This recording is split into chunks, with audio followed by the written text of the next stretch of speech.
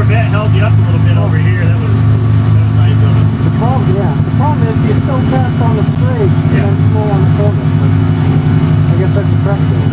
Yep. How's the car feel with the lower tire pressure?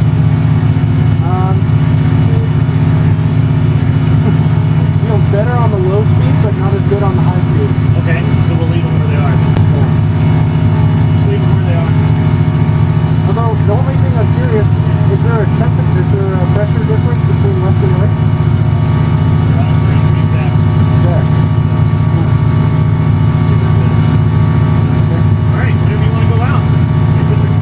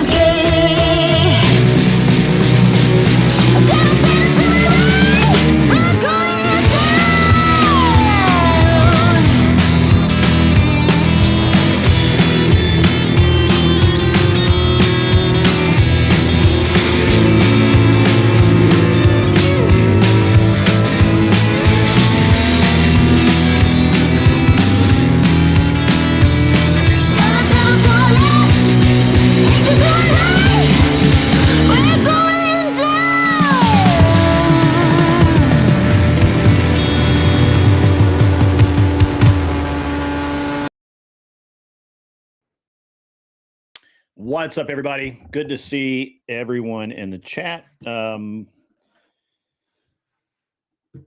Didn't really have this. I think this is the only flat bill hat I have, so I don't have an exact copy of Flowstate's hat, but I think I did all right. I don't also, I'm fresh out of Walmart t-shirts, so you guys just have to bear with me. Did the best I could. What's up, TBT? How are you, man? How is everyone? Give it a minute. We'll let it fill up a little bit. Trying to get some stuff going on here, and just give me a minute. It's okay. It's all right. We're going to talk. So the title's a little misleading. We are going to talk about Flowstate. What we're really talking about is social issues and the way men ought comport themselves.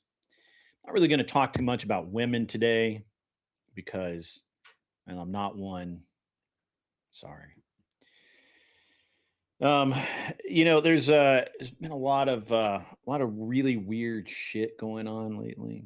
A lot of infighting, a lot of nonsense, a lot of gaiety, and not the good kind of gaiety, just straight gaiety. We're going to dive into a little bit of it. We're going to talk about some shit today. I'm going to start out though. It's interesting because it seems like I've been called out a little bit lately on who I am and what I do, things like that. I think that's interesting. I think it's interesting because, well, I'm the most interesting person I know. Most people are lazy fucks that don't do anything. I burn the candle at all the ends and am busy 24/7. I can't help it that other people are lazy.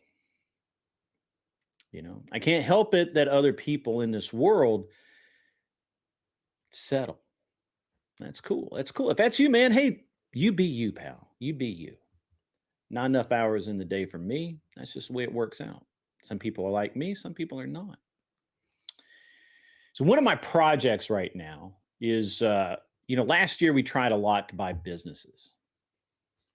We really tried hard. Like I spent an unusual amount of time attempting to purchase at least one business. I really would have liked to have had more, but unfortunately it just didn't work out that way.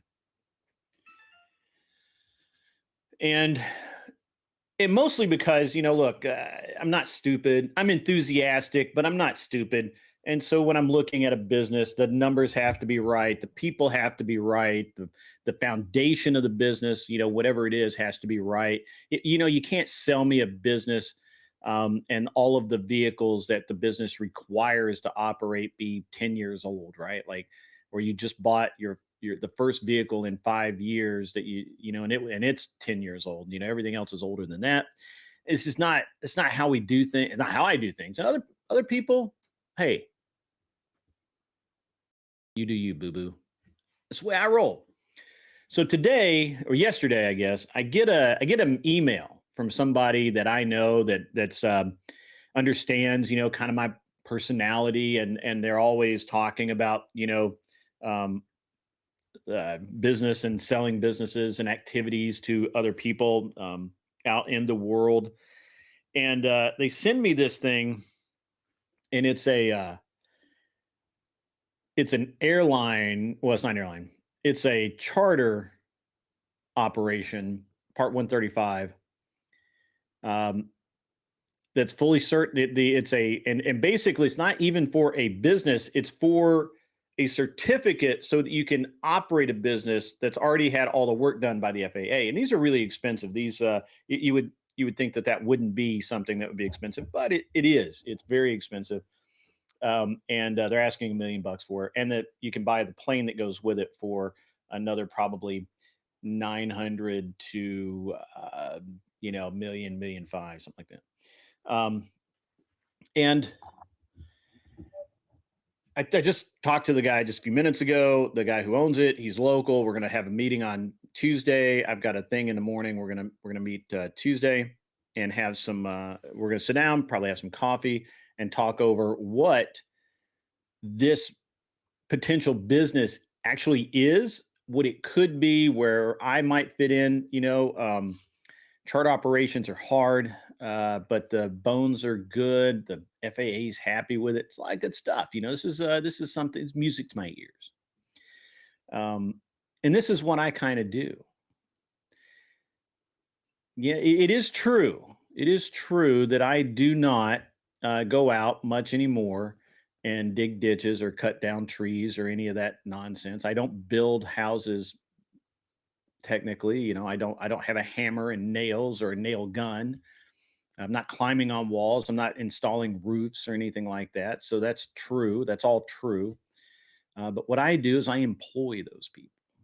I own the business that makes jobs. And it's going to be interesting. It's going to be an interesting next few months while we go through this. And it's one of those things. And we talk a lot about. I talk a lot about. I don't want to put anybody in my shoes. I talk a lot about why we do things. And today, what we're going to really talk about is social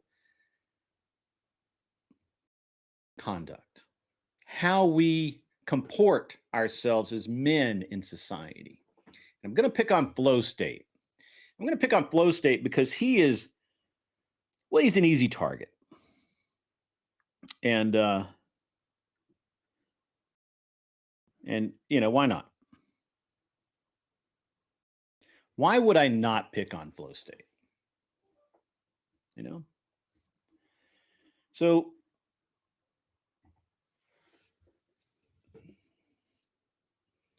where to start? Feel like we need more people here, but whatever, we'll just go with it. So I take it for granted that most people have above a room temperature IQ, above the average Somali IQ. I take that for granted. I want to deal with, I like to think that I'm dealing with people with some education, some class, some worldliness. I'm often wrong. What's up, Mikey Balls? How the hell are you, my friend? Mikey Balls is rating us. Welcome in the Raiders. And I enjoy the company of people who challenge me in some way or the other. I think it's the way it's supposed to work. What's up, Mikey Balls? How are you?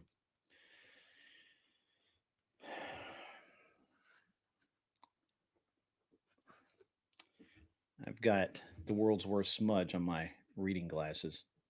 It's all right. I don't really need them.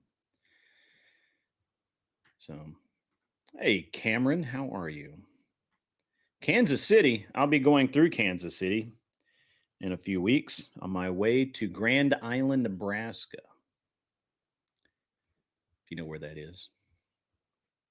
For a second. Hey, all right. We got a subscriber, brand new one. What's up, Abe? How are you, sir? So let's talk about the complex relationship that I have with the entity known as Flowstate. When I came into this space, I didn't know him. I got met him on a panel or something, and it's just been that way. It's okay. I like Flowstate. Originally, he was annoying, not offensive, but he was annoying. And he would try to pick a fight with me for about 6 months. And, he's a good dude, and what thing is like, I just really didn't care that he picked a fight with me. And over time, he understood that it wasn't that I was like purposefully doing anything. I just truly, I wasn't going to pick a fight with him, or I wasn't going to get into a back and forth. So we became friends, more or less. We respected each other. At the very least, I respect Flo.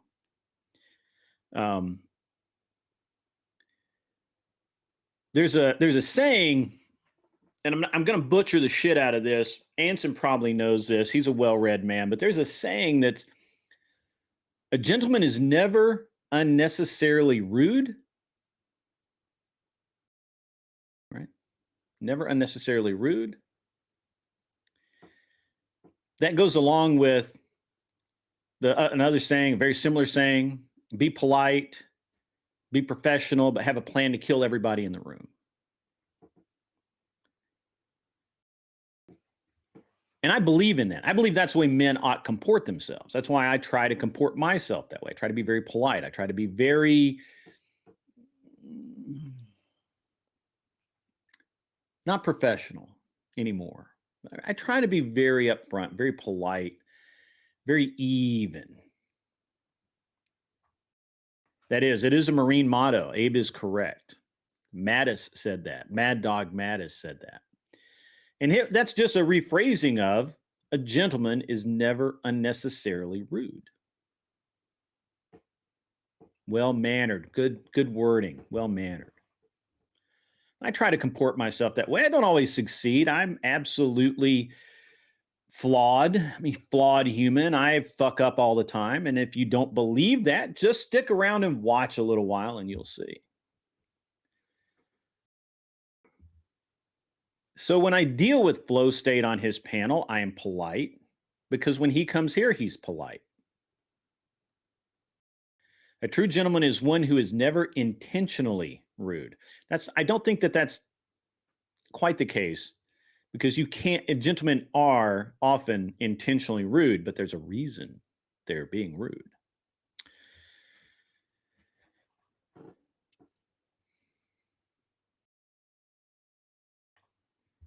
The other side of that gentlemanly behavior is be a mensch, be a servant, be of service. And that can mean many different things, many different people. I personally try to be of service by helping people avoid the mistakes I've made in life. That's me.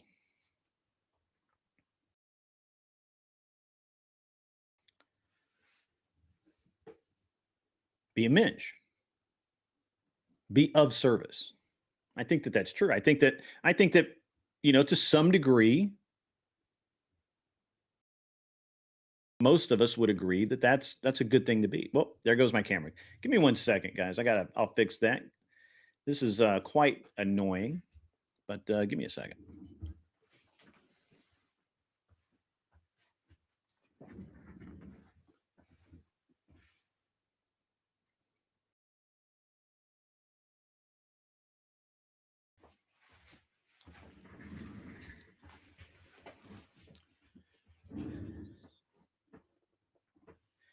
very interesting with the camera. It's all light sensitive, and I think when the lights flash, it fucks with the facial recognition on the camera. It's all right. William Booth taught me well when he said, "Heart to God, hand to man." That's a very good expression. Very good expression. So be polite, be of service. I think all men should take heart, should take that lesson to heart. But sometimes you got to whoop a guy's ass. I mean, you just have to. You just have to beat ass. That's the way it is. And intentionally whoop ass. In various ways. I mean, it could be through debate. It could be financially. It could be lawsuits. It could be whatever. You don't have to get physical, but sometimes you got to whoop that ass.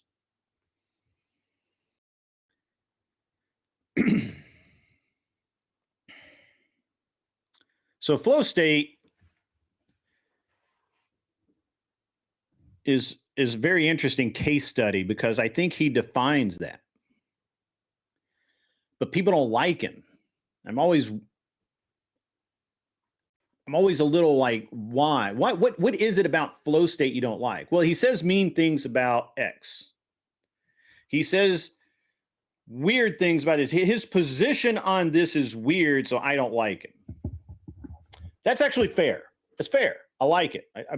I'm with you on this. There's some people I don't like because of their position on things. That's fair enough.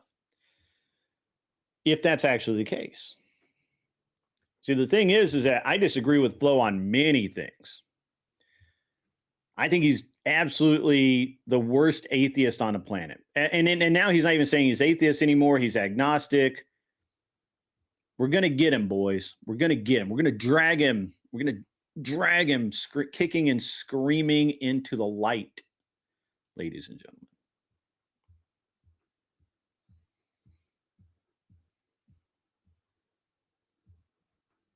All right? I don't like his position on I don't like his position on religion. That's okay. We keep helping him. We keep being of service.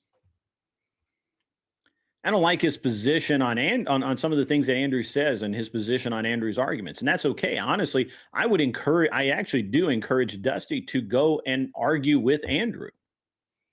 Go debate him. Go have a conversation with him. Don't be a dick.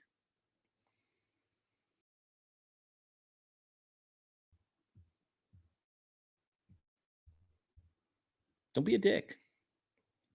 Go argue with Andrew. And he does. I mean, in fairness, he shows up.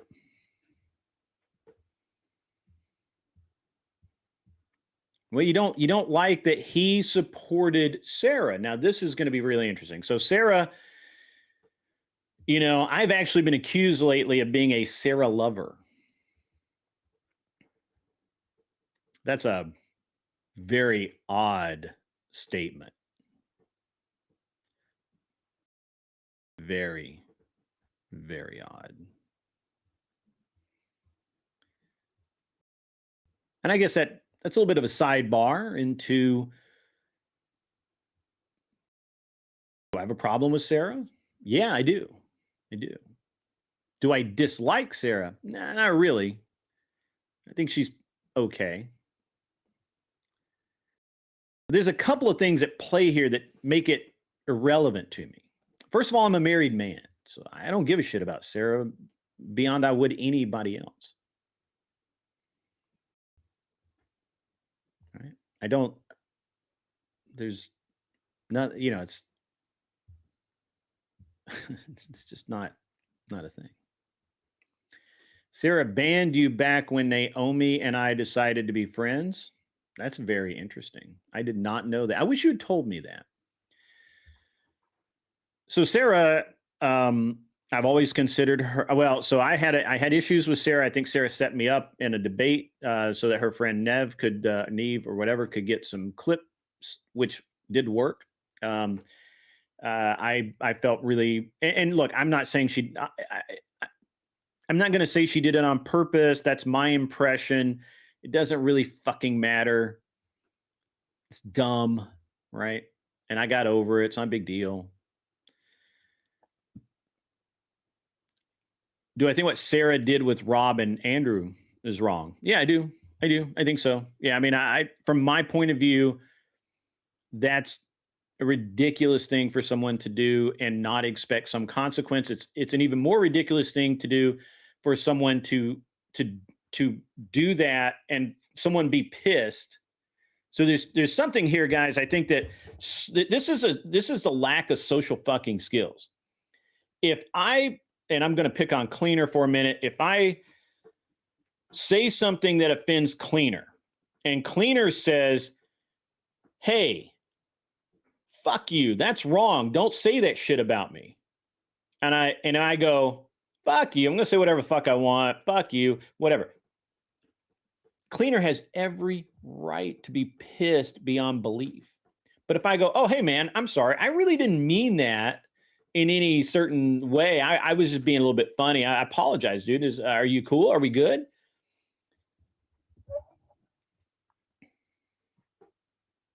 Are we cool? And that could have handled everything. But that's not what happened. And we all saw it happen in real time. We saw Sarah double down and double down again, and double down again, and double down again. And hey, you know what? That is her choice. That's her choice. I don't care one way or the other. I find that a little cringe. I think she did the wrong thing.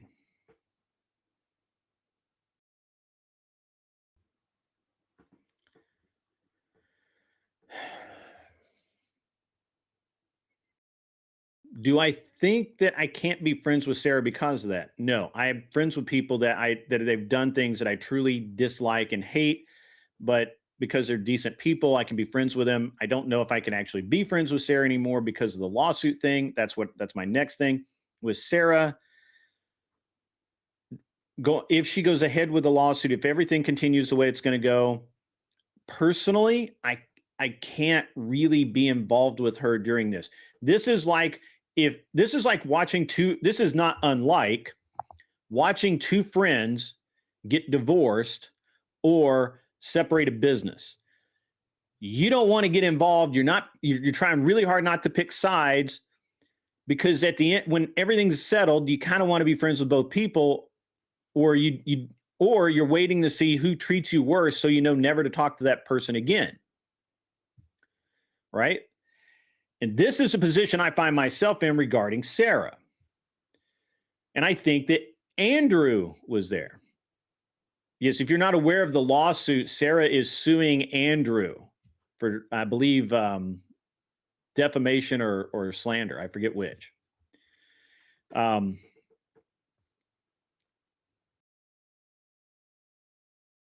has Sarah asked me to pick sides? No. Has Andrew asked me to pick sides? No. Have either of them solicited any of this conversation? No. But there are people that are going around in the panelverse taking on Andrew's problems onto them, which I refuse to do. We're going to get into that. Disliking Sarah for her actions, but not really understanding why they should dislike those actions. It's fair to dislike them. I'm not discrediting that you dislike Sarah's actions or dislike her for those actions. That's cool. You do you, boo-boo. Not getting into telling people how to feel. I'm not a tone police guy. I don't give it. I honestly, be who you are. Cool with it.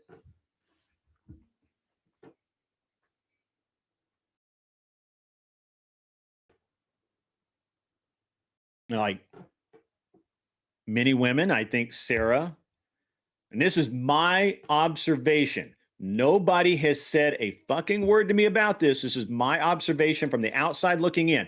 My opinion is that Sarah gaslit Dusty, drug his ass along willingly. I'm going to say he was, because Flowstate thinks this shit's funny, right? He doesn't take this seriously. The reason he's never really truly pissed at anybody is because it's funny and it's content for him. I don't like that. I think that that's low character, and I talk to him about that all the time.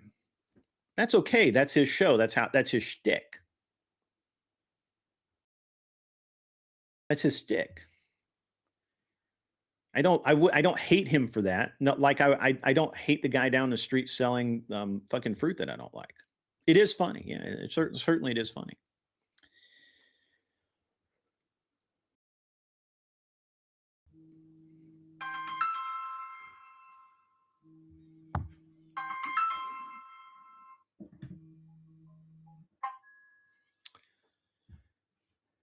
My apologies. I did not turn my ringer off.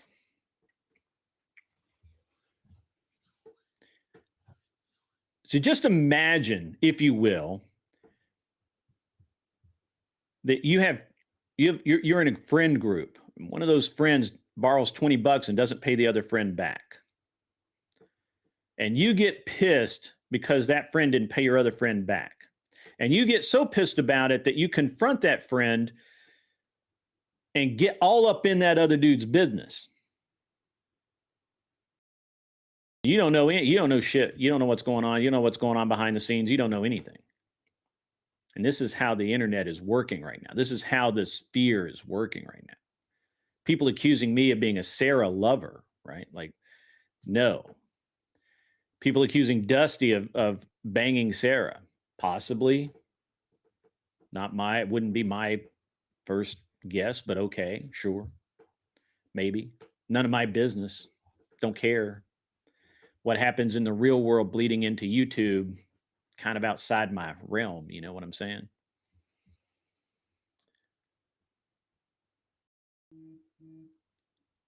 So I think personally, based on my own experience, why would you care if Dusty did bang Sarah?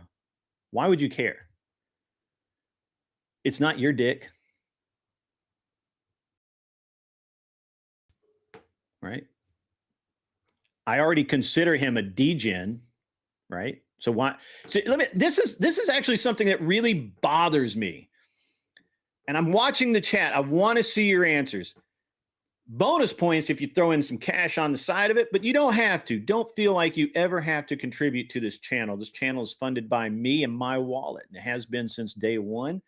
Any money you send in is certainly appreciated, but you don't fucking have to. Ever. Now, why would you get pissed over someone you already know is a degenerate, that you call a degenerate, that you know is an agnostic? Why would it burn your balls if he's sticking his dick in another degenerate? What kind of dumb fuck does that?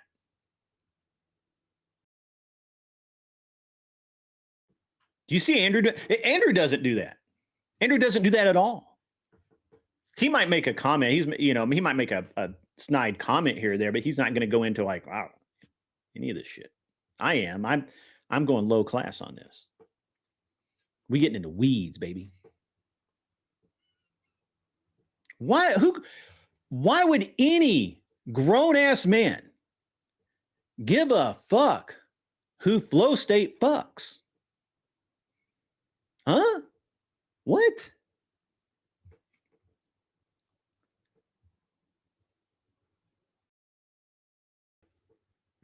I mean, he's already, he's a degenerate. He does degenerate shit. And it's shocking to you when he does degenerate shit?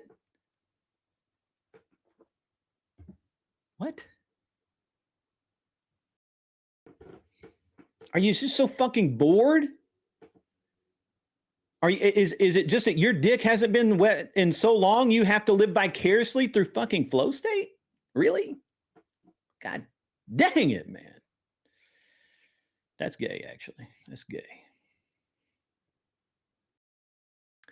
Sorry, I went off on a tangent. I apologize.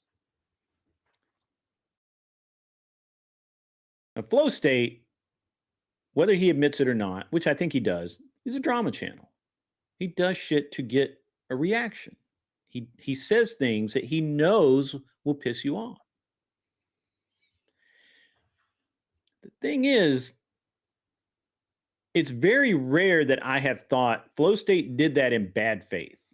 Flowstate, I don't agree with the way Flowstate did that, but at least it was good faith. Right? When he came at me, it was always in good faith.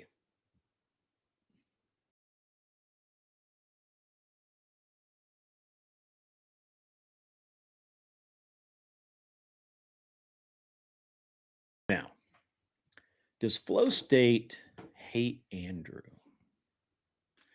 Why is Andrew's self-proclaimed friend, a person who has taken up for Andrew, as a person who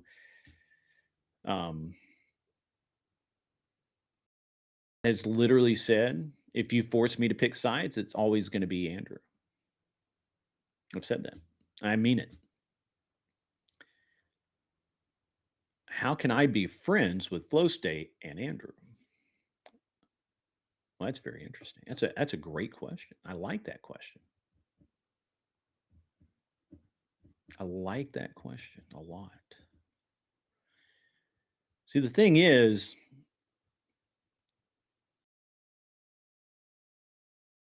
what's between Flowstate and Andrew is between Flowstate and Andrew. And I think right now, Flowstate is regretting some of the things he did. I can't prove that. Can't prove it. I don't think he'll cop to it.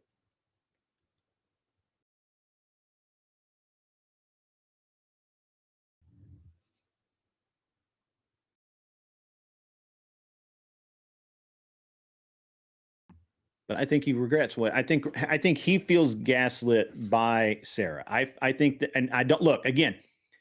In this one case, ladies and gentlemen, I am going to fucking guess based on my observations and listening and watching and just sitting in the background. It is correct, Sarah, Seth Spence. It is Sarah and Andrew's beef, not Flo's. But he was drug into it by Sarah to some degree, and he obviously made some he made some funny videos and shit like that. I think even Andrew laughed at them, and if he didn't, he certainly clapped right back. It's part of the game when you're on the internet, and I don't think honestly, I don't know. Now, again, I'm gonna caveat this because I'm gonna say something that can be used against me later. And I could be wrong because I don't watch everybody else's content. As far as I know, see what I did there? As far as I know, it was a back and forth between Flowstate and Andrew. And I don't think that Flowstate hates Andrew. I think Flowstate disagrees with some of Andrew's positions and principles, and he likes to have conversations about that. He wants to get, then that's content for his channel. I think Andrew understands that. I don't know. I'm not putting words in anybody's mouth. This is another disclaimer. I'm not saying that Andrew or Flo have talked to me about any of this bullshit. I'm just basing this on my observations. Okay.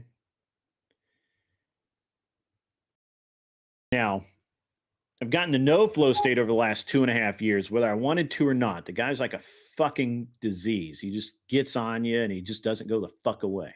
It's like I don't know. I've debated with him on teams. We've been on teams, right? Like we debated together against the drunken duo, or the drunk and the druggie, So we've interacted quite a bit over the past 2 years. And over that time, I've come to admire Flo to some degree. And I think that Flo in his private life is my observation, my opinion, not fact. It's not facts. I'm not stating this as a fact. All you fuckers about to clip me, just calm your balls.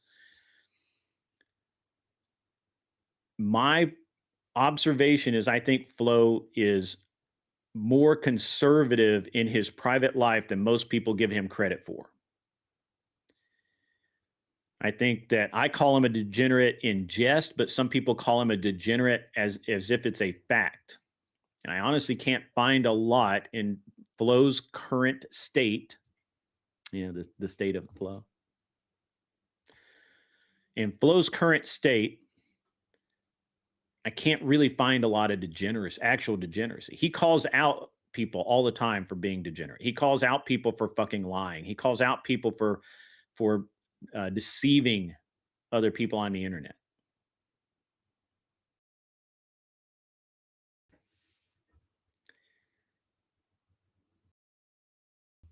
And anyone else, that'd be admirable. But it's Flow. It's okay. You can hate him. It's fine.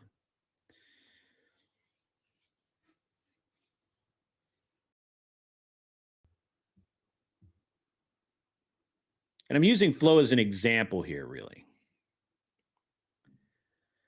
Because I think there's a lot of division right now. I'm picking on Flow because he's a really good example. Everybody's watched him for the last however many fucking years. And, I don't want to use an obscure example that nobody understands. And plus, I know the guy, and I fucking texted his ass like 10 times this morning, telling him I was going to do this show.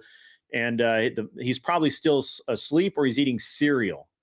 So whatever. Good morning, Geoverse TV. Again, good to see you in the chat. I know that you're working, so I don't you don't feel like you need to participate too much. I hope that you do, but I understand you're working. Good morning or good afternoon, sir. Yes, please calm your balls, folks. I could use other people as an example. I'm choosing to pick on Flow. Yeah, and that's a great point, Geoverse. He doesn't hold impeccability. That's a great word, by the way. To be common.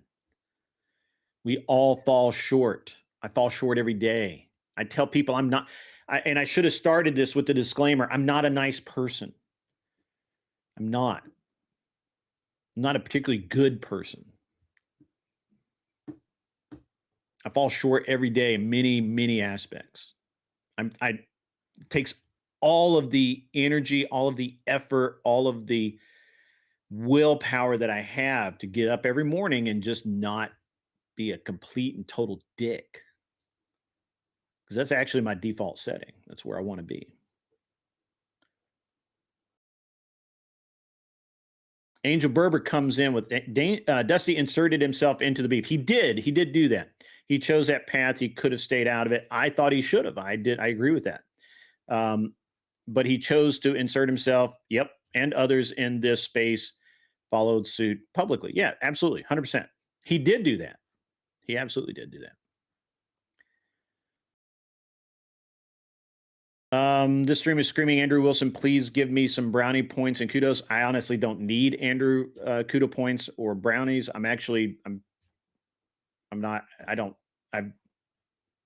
don't care. What did Sarah do to Flow?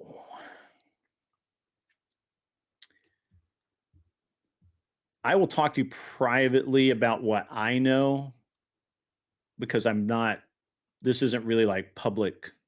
This is not for public knowledge. As far as I know, Flo can make it public if he wants to.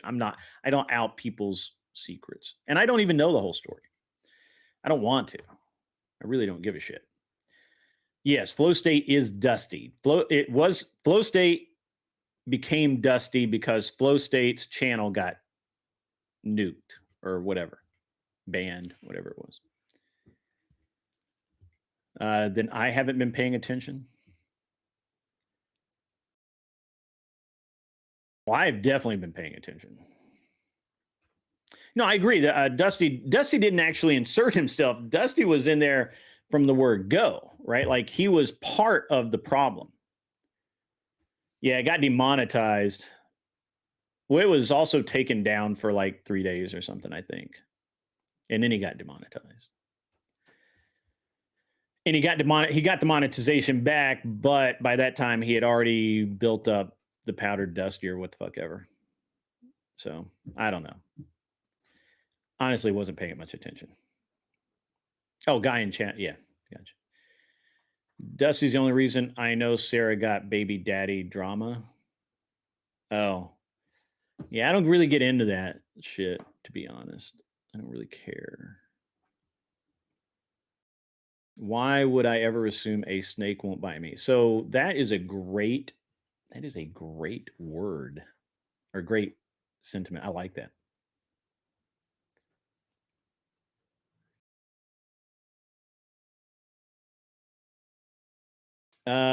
Exiled says, I don't know who he's speaking to. If he's speaking to me, I can answer this. But yet you're still asking for them in a way. You guys can never seem to converse about Dusty without bringing up the stupid Andrew Wilson situation. Andrew can kick rocks.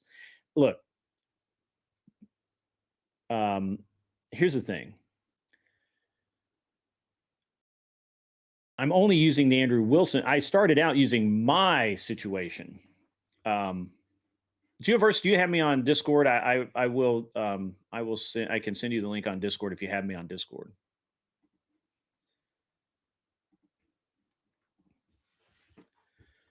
It is kind of an Andrew derangement syndrome. I think it is. So look, I could have picked many other instances of flow state being flow state. I picked the Andrew one because everybody knows about it. So if you think that this is something to smooth over, it's not that. You have 38 servers. Okay, man, give me a second. That's where's this? There's Discord. I don't know if I have you on, but you know what? I'm just gonna drop the Discord in the. I'm gonna drop the Discord link in the chat. Where's my invite? Invite to server. Global. Bam. There you go.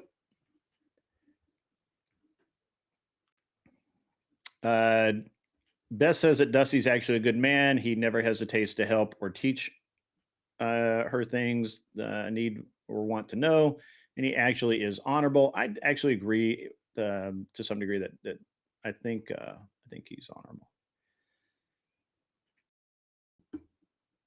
So,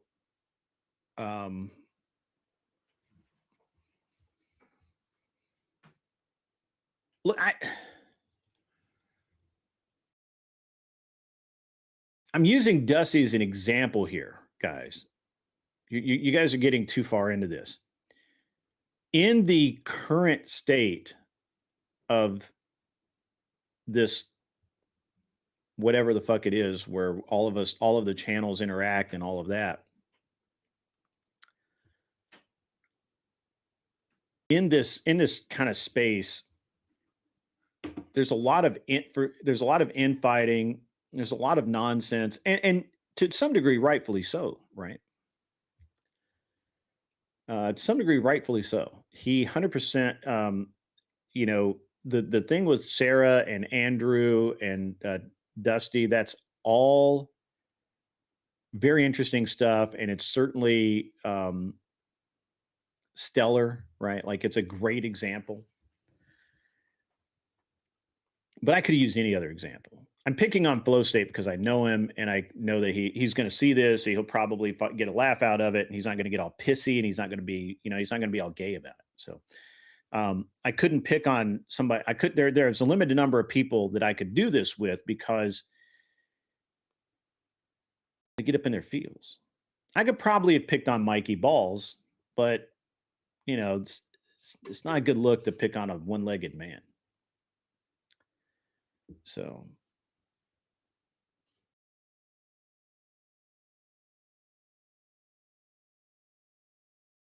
Geoverse, are you? I haven't. I dropped that link. I'm looking for you, man. Where you at?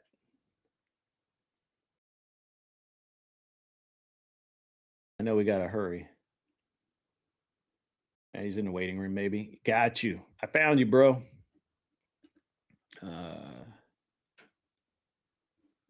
Give me a sec. We got to get the link again.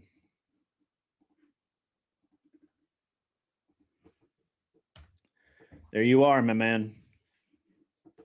Slide on up in here. I mean, I could have picked Cleaner to use as an example. I could have picked anybody for the example. It's just Dusty's a really good example.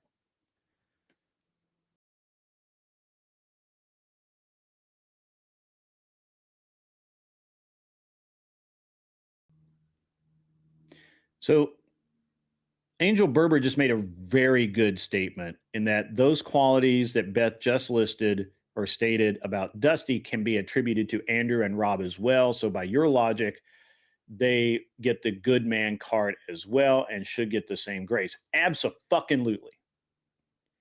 It just burns me. It just burns me up, man. When I hear people talk shit about Andrew and Rob and some other people, they don't know those people. They don't know what those people have done. You know, I've talked to Rob at length, and I think Rob's a great human being. I know things Andrew's done to help people behind the scenes that never gets talked about because it ought not be talked about because that's the way he wants it. That is absolutely awesome. The reason that Andrew has so much of my loyalty is not because I'm not riding dumbass. Obviously, I'm not. I don't give a shit. I'll tell people to fuck off all the time. But because of the things I've seen Andrew do in real life, away from the internet, that he doesn't want people to know about, and that means more than anything. And Rob is an awesome human being. Now, certainly on the internet, he has a personality, and it can be abrasive or whatever. But that's my point. And my whole point is that these are internet personalities. Why are you getting bent about it? Not you, Geoverse. Welcome to the show, Geoverse. I'm glad you made it. Hey, how's it going, brother? Audio good? Man, I told you the show was going to be good today. I hope you've enjoyed it. Yeah, well, it's definitely brought me a lot more clarity. I think that you're more of an observer of human behavior, like myself. And one thing I will say, in psychology, and I just watch people. Oh, I'm so sorry about that. Your mind must be racing. I am too. Thank you, sir. Thank you very much. Yeah, but one word that I did say in the chat was impeccability, right? And you said it best. We always fall short, of the grace of God, but we should always aim toward the utility of truth over our own opinions. That's one thing that I've learned watching The Crucible, watching a lot of you guys in the Red Pill space, and it all began on a unique show called Whatever. And I feel like a lot of us have evolved to appreciate the debate culture, right? Grow in our ability to have conversations and be a part of the future of our country. And for those of us that do pay attention to the conversation and don't get bent out of shape, I feel like it's up to us to not go toward a behavior that's kind of right. Now, I've got to add a little bit more clarity on my side in just a second. But if you give me just 1 second, I need to read this. It's $4.99 from Glare 1%er. People only care about drama because they don't get punched in the teeth enough for getting in the drama. I can't disagree with that. I don't necessarily agree, but I agree in principle, but in practice, I don't. In some, unfortunately, we can no longer just punch people in the mouth when they really, really need it. That's not done anymore. But I agree with the sentiment.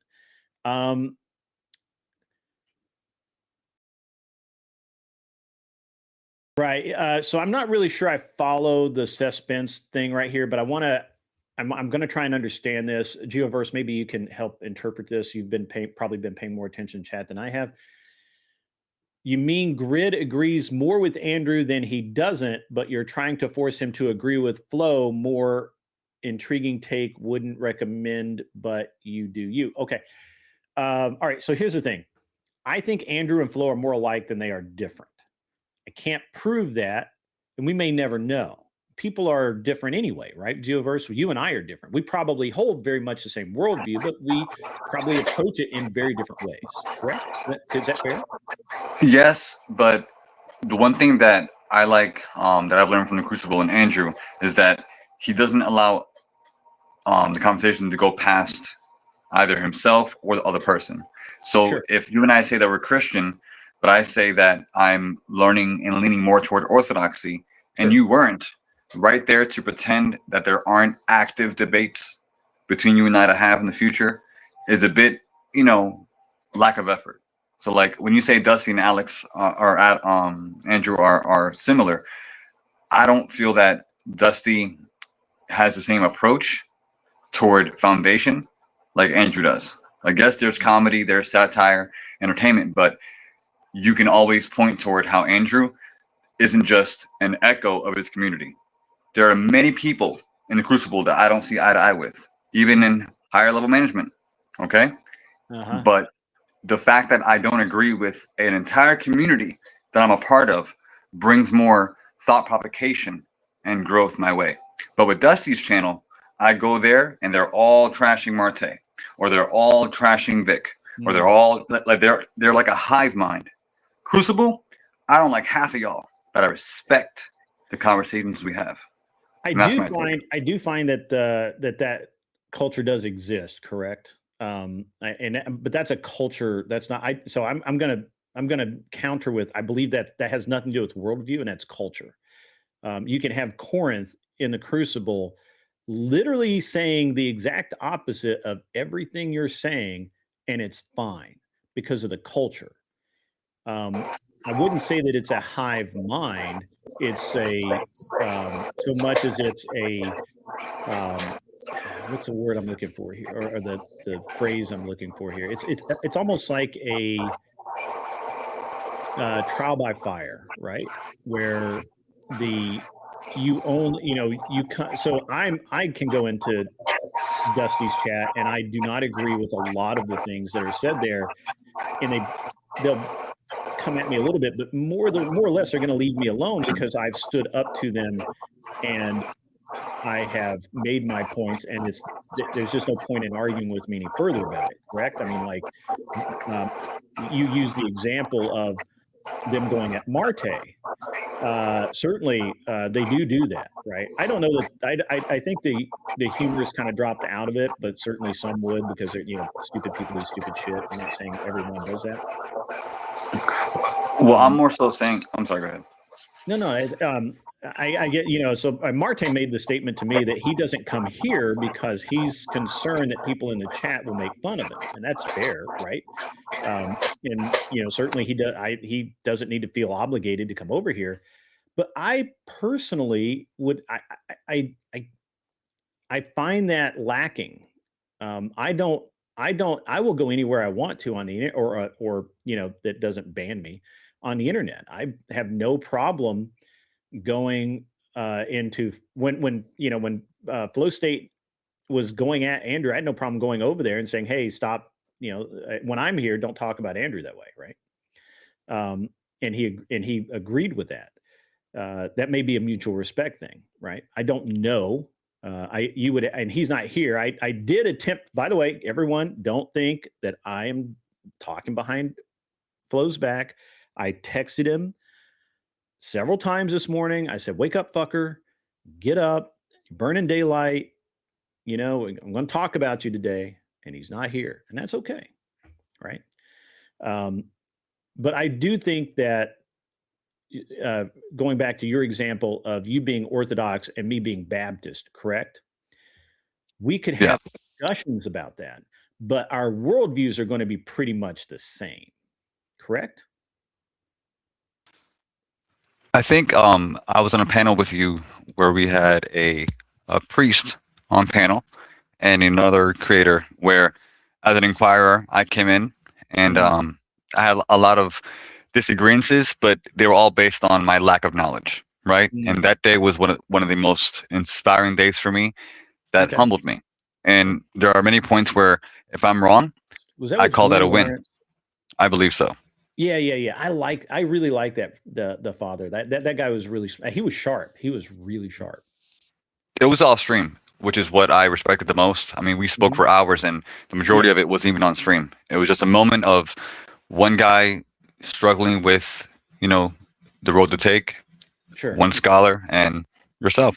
But the point that I want to make is that the reason why I veer more toward the Crucible, even though the community probably despises, a lot of my takes, is because there's that unbiased nature where there is no gatekeeping per se, right? When you bring up people like Teriak or who'd you bring up earlier? I didn't bring anybody up earlier. Oh, you mean did I mention? I didn't mention. Yes, mention. I don't remember. I mean, I don't know. Like for example, just kind of flowing through. But when you said that, I mean, Teriak's interesting because I don't think he's a particularly innovative debater. I think that he has a lot to learn. He's entertaining. Entertaining, yes. I 100% agree with you. I mean, I got to be honest with you. It's a shame that he's not doing meme lord stuff anymore, and and trying to be a debater, because as a meme lord, he is just fucking phenomenal, just talented. As a debater, I don't know. He's okay. I mean, I argue for a living if you would consider sales, I guess. So I definitely do have an interest in polishing my approach and call flow. But I guess the crux of my argument is, this morning I'm getting ready for work, and I see a 6-day-old video from Vic, right? And it's the contention about creators on our side reporting, paywalls, trash talking. This just the normal stuff, but now season 2 of it. Look, I can admit when I'm wrong, and I was really ticked that morning because, and no, look, it's not like I make a lot of this stuff like super public or anybody, or anything. I have talked about it that one of the issues I've had over the last year is I constantly get sniped. I get reported. It'll be a bullshit report. I'll have a stream reported, and the AI will look at it and they won't see anything. And so it never escalates to a human looking at it, but it still knocks me down in the algorithm. Right. And because there's nothing to report. I don't do wrong things. Correct. And so, I'm actually really fucking sensitive to the idea of people who are reporting streams, and the idea that Vic might have been involved with it. I kind of lost my shit over that, and I don't know that I've apologized well enough to him. I probably need to take a moment and do that, because what my understanding is Vic and a bunch of people went over there, and while the people that came with him over there were there, the stream got reported. That was my understanding. I don't think that's what actually happened. I think it was a time. I think there's a timeline issue with that, but that doesn't matter. When I was literally, I wake up and like there's streams have been taken down. OG's talking about his channel's been struck. He's got it sorted out and it'll be back up. And then he's demonetized and all of this other nonsense. A Chatter King, so I'm going to also, for people who think that you can report anonymously, you kind of can. As long as the AI doesn't actually escalate it to a human review. If it goes to a human review, then they know who did it. And if I challenge it, I can find out. It takes a while. I have to really work with my YouTube rep, but I can find out who strikes my channel. YouTube's listening to us about that. Yes, OG's still demonetized because of apparently because of the way he does his thumbnails. So, but yes, I was hot about that. And I'll freely admit that I was pretty fucking hot about it. Like, I'm not even gonna lie. It's pretty hot. Understandable. But it's just a sensitive issue for me. That's my problem, not Vic's problem. Okay. And I thought I had made that clear before I left, but maybe I didn't. I don't know. Well, it was more so like where you were leaning was more empathy toward OG, and you were upset that I was did going have on empathy towards OG, with his yeah. channel, because you also know that people Yeah. have in the past. So I feel like the best argument to have is to accept the notion that defamation is going to happen, false allegations are going to occur, because if we listen to every argument that the opposition has, it's only fabrications of their own entitlement. So all we have to do is just keep striving on, keep making great content, and allow us to watch people make fools of themselves. Yeah, I think you're right about that. But I also I'm gonna kind of pull back here, because when I actually was struck, the one time that I was struck and my channel was down for 2 days, it was because I made a mistake and somebody was there watching that reported it instantly and got me taken down. And it was it really, man, it's just it stuck with me. And I think the most vile thing anyone can do is strike a channel unless there's actually something to be struck for, right? So I don't know. I mean, I'm probably a lot younger than you, right, sir? I probably owe Vic an apology, because I did come in hot. I thought I had apologized to him, but maybe it just didn't hit right or something. I don't know. Oh, well, personally, definitely not my intention, but if I were to assume, more of like a Spartan, bang of the chest and say, you're still with us, That's it. I'm not with anyone. Do you understand? I mean, that's actually, I'm not tribal, bro. I said that during the not in that sense, but for example, would you characterize, let's say the Sarah versus Andrew situation, did you characterize one side being hyperbolic in their approach versus the other side maybe being silly, but not as disadvantageous? No, I think that that a large number of Crucible people, maybe not of the Crucible, but Crucible adjacent or just Andrew supporters, have gone off half cocked and said things that they probably really shouldn't have. To Sarah, to Flo, to everybody else. It was when it was Andrew's problem, when it was Rob's problem, and they put it out there. They let everybody know, and that was fine. But I think that both things can be true at the same time, right?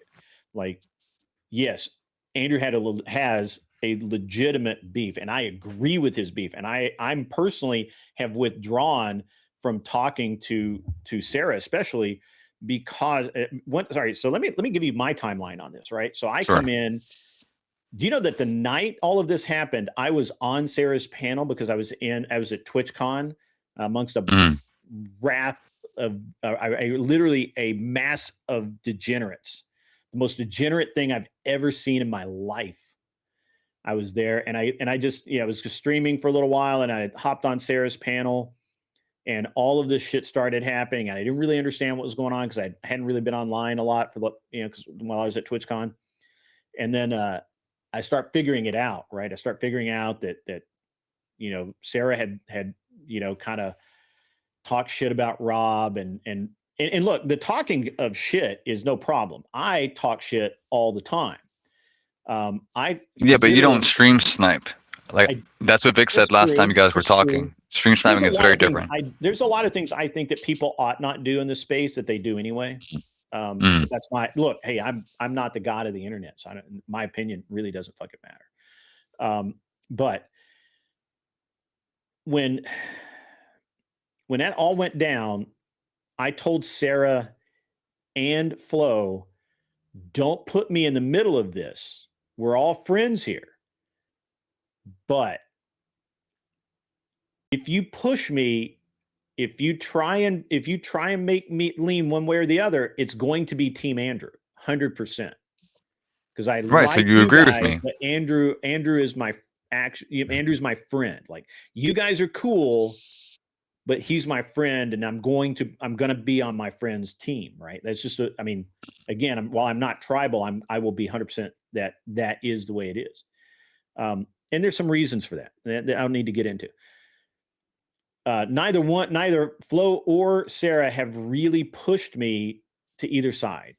Sarah has talked to me a couple of times about and trying to figure things out or whatever. And I'm not going to take sides in this. except if they force me to pick sides, it's going to be Team Andrew.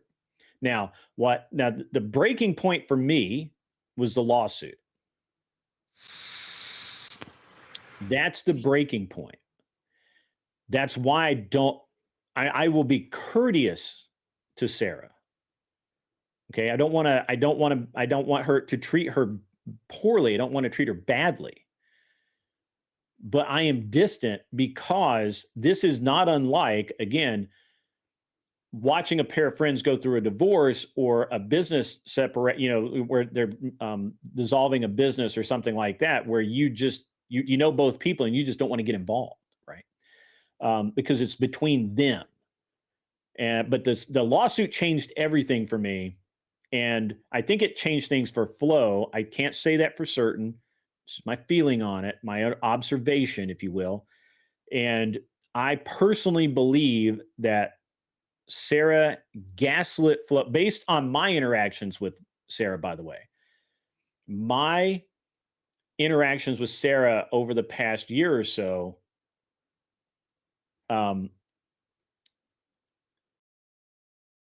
my guess is, and I can't prove it, but my guess is that Sarah was gaslighting Flo.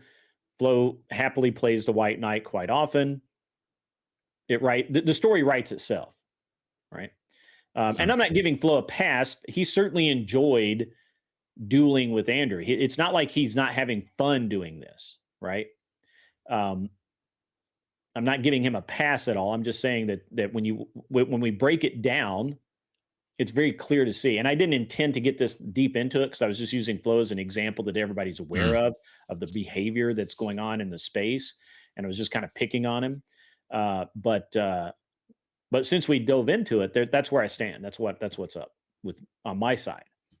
And I can certainly understand, Andrew's supporters being like, well, I'm not going to support Flo now. That's for sure. 100%. Right. But if Kokomo, this is the closest I could get to a Flowstate hat. I'm not a flat bill hat guy. I'm not. This is the best. I guess here's my argument, and I'll definitely, kind of land it here and summarize it. Sure. I appreciate spaces that are of opposition because that's where I'm challenged the most. Yes. If Dusty had a space where he had, hey, 3 pro, 3 con, this is the format, kind of like Speakeasy. I still to this day don't know Speakeasy's true absolute worldview. All I know is that he moderates debates weekly and there's always an open space, right? Sure. But I don't find the unbiased venue door in Dusty's channel that I find in your channel today. Look, I wrote you this morning and I'm on your show just because I had a few questions. Right. Yeah, so I feel that there's a clear, distinct difference between the entertainment and impeccability of the Crucible, right, as a populace versus the panelverse. Okay. And it's just either accept that we can all grow together and have a great space where oppositions can react, or Dusty's space is always going to just name call and gaslight and rage bait. And it's going to come to a point where, that. I mean, I do agree. One of the things that I always try, one of the reasons why I don't really care about any dissenting opinions or nonsense about, hey, I saw you over on so-and-so's panel. What the fuck are you doing? Don't you know they're ass hats? I go on Counterpoint's panel, and I know that Rob hates Counterpoints. I personally don't like Counterpoints that much, but I'm undecided on whether or not I like or hate him. But my buddy, Admiral Gibbs, absolutely loathes Counterpoints, but I will go over there and I will sit and talk to him and I'll challenge him, because if I don't do it, how can you say that you are against these spaces if you never go into these spaces? If you never go there, you can't, well said. Like I have to do it, right? Like I don't agree with this nonsense about, I need to be somehow super tribal. My goal, my worldview for me is I'm always fair. Okay. I try to be the most fair I can possibly be, even when it's unfair to me. Okay. I want to be fair. I want to be respectful until you're not. You've been very respectful, and I feel like I've been very respectful to you as well. I have overtalked you a couple of times. That's just a habit. I'm sorry. But I always try and be respectful. I always try to be, and I started, I don't know if you heard the first part of the show. There's a saying, not a mantra, but a kind of a, not even, I don't know how you would put it, but it's basically a gentleman is never unnecessarily rude. Right. And I think that that's a really good thing to think about, and be a gentleman. Also be a mensch, be of service. Mitch. Be of service, right? Mensch means servant, be of service, right? Be of service to your church, be of service to your community, be of service to your family, be of service. And if you do those two things, I think that you function pretty well in society. The problem is we have a bunch of people who are dumbasses that can't do that or won't do Well, it's like I always say, growing up in the 90s in school, there was always this like Channel 1 TV show that all the kids would watch, and they always preach about one voice matters. Your voice matters. You see the world differently. Right. One team, one dream. 14th place, right? So even on TikTok, YouTube, Discord, I don't go live often because I'm more of an observer and I appreciate the culture, right? I'm a happy fan, right? But when you take your own preference and define it as justification because you say so, and then we act in kind, we're called out on it, right? Andrew said it a million times. Because he consumes tobacco, is he saying tobacco is good? No. He'll admit, just like you admitted that you believe in fairness, but you accept your fate, whether it be positive or negative, because reality is objective. Sure. But yeah, I set out to win, but I'm willing to. And the other thing is, I don't believe that I can set out to win without being willing to lose. Right. That's why you win, because you're afraid to lose. Well, I'm not afraid to. I'm willing to. I'm willing to lose. I'm willing. And this is, of course, you don't know probably a whole lot about me, but my entire career was in auto racing, and every time we put a car on the track, even if we had 3 cars out there, all 3 of those cars could get crashed. The drivers could come back with nothing but the steering wheel. And we knew that. We were willing and able to put those cars on the track because we wanted to win, because we knew that we could win, but we were willing to lose. Right. But if fear is defined as a moment of despair of an unforeseen future, then you're saying that you remove that outcome of a bad future and you accept what can be. That's true. Drive forward. I would agree with you. I never, the downsides rarely enter into my mind. Right. And that's just the way I'm built. That's the way my brain works. That's just the way, I don't think I'm going to lose ever. I'm always surprised when I lose. I'm always like, wow, I'm willing to, you don't step up, you can't win, but I'm willing to take that risk. But at the same time, I never think I'm going to lose.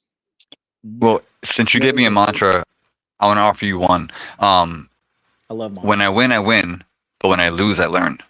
That's true. That's very true. That's a very good saying. Here's one for you. This is something that I heard when I was in military school. And to this day, I live my life this way. Fear is the spare change that keeps you broke. There it is. There it is. I'm actually a veteran myself, so I definitely can appreciate the I'm not a veteran. nature. I went to a military school. Well, discipline is found in many different ways. Sure. One can call it a sport, a hobby, a craft, duty. But do you believe that not to go into politics, out of nowhere, but do you think that the general leftist, I'm talking libertarian, Democrat, liberal, can see beyond their own self-gratification enough to make it their vote outside of what's good for them? Because you're saying sacrifice. You're saying be of service. And I'm listening to every word you're saying. While saying that you're not tribal, but you are tribal to the good nature of man. You don't admit that you're a good man, but you are tribalistic to the good nature, even when you fail. That's what I mean. That's fair. That's a fair observation. Yes, sir. I'm not tribal in the sense that I believe that all men and women as well. When I say men, I mean the global sense. I believe that all men are at least created equal. It's what we do with that matters, right? And so I'm absolutely willing to have anyone as a friend, a comrade, a buddy, an ally, but I'm equally willing to have anybody as an enemy. 100%. And so you trust a thief to steal from you. Sorry? So you trust a snake to bite and a thief to steal. So you trust people to be themselves, and whoever they become, that will be done. To some degree, I agree with that. I mean, I think that that you can be many things in life. There was a time in my life where I was a complete degenerate, like complete degenerate. And, and again, I know you don't know my story, so I'm going to give you a quick viewpoint, right? Or insight. I almost got married twice when I was in college. The first time, wonderful girl, can't say a bad thing about her. Her mom passed. Her mom had Alzheimer's. She couldn't stand to look at me at the end because I was the only person. It's just the way Alzheimer's work. They remember the more recent and forget the longer term stuff. And so her mom always remembered me, but often did not remember her sister and her father and all these. So it just tore her up. When her mom passed, she went kind of batshit, couldn't stand aside of me. And that was it. It was the end of it. You can't come back from that. Right? You can't fight your way back through. And so the second one, she flipped a car and almost died, or she thinks she did. She didn't, but she was always safe. But she flipped a car on the highway, freaked out, dropped out of school, went into seminary or missionary work, pardon me, and was just the same deal, not coming back from it. And I actually, at that point in time, no bullshit, I thought God meant for me to be single, to not be married. It was two wonderful opportunities with two wonderful girls. If I can challenge that, because I share a similar, and I'll say it in 4 words. Sometimes God challenges us to find peace before we create it for somebody else. Sure, that could have been. So you went into your forest because you had to. I'm good to hear that. I became the monster, right? I became a degenerate. I had no serious relationships. If I encountered a good girl, I'm using air quotes here, I don't know if you can see it. If I encountered a good girl, I would not date that girl. I didn't want to ruin anybody else's life, but at the same time, I gave in to my hedonism, right? And then that lasted about 10 years, from the time I was about 24 to the time I was 34. And, it's like coming out of the wilderness. Over the period of about 6 months or a year, decided, hey, I want to be married. I want to have a family. I want to have more in life. I'm at a place now in my life where I could have that. I had a great job that was going to give me the foundations for a good business and all kinds of things. And then I met my wife, and been married 20 years now. So, that's awesome. If you looked at me then and Dusty now at the same time, I was way more degenerate than Dusty. I mean, I wouldn't call him a degenerate. I mean, I would just call he is a conservative dude. Like it's an act.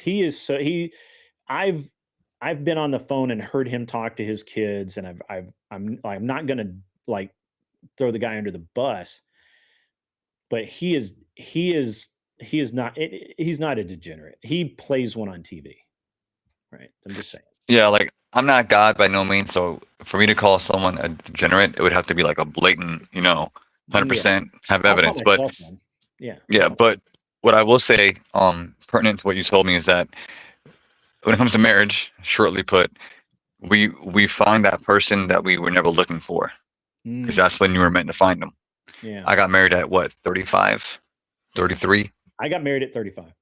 Don't quote me, but I mean, married 4 years, together 7. I'm a U.S. Army veteran. But majorly, I came into content with streaming and competitive gaming, the era of Gears of War 2, Street Fighter. I've won 17 championships, but all before the internet, only on VHS at LAN. arcades. You're doing LAN? Exactly, Yeah, LAN parties. So I definitely have been shocked by the evolution of what is gaming content. It's more, let's just call it nuanced today, Sure. more parallel to OF than gaming itself. So I'm coming in as a pissed off gamer, blaming Democrats that ruined the gaming industry itself. So when I come debate, I come as one of them. I collect Pokemon, Warhammer, Magic the Gathering. You know, so I am that nerd that was almost groomed, but thank God I served my country and I was taught the privilege that I had and what duty meant to a sovereign nation. You know. I agree, man. I think all of that is great. I have a little bit different take. I think that you get so many chances at true love, at finding the exact right woman for you. I think you get, I don't know. Well, I have 2. 4 chances. I have 2. So I have my wife, and when she passes, God forbid, I have my dog, who happens to be female. Beyond that, that's it for me.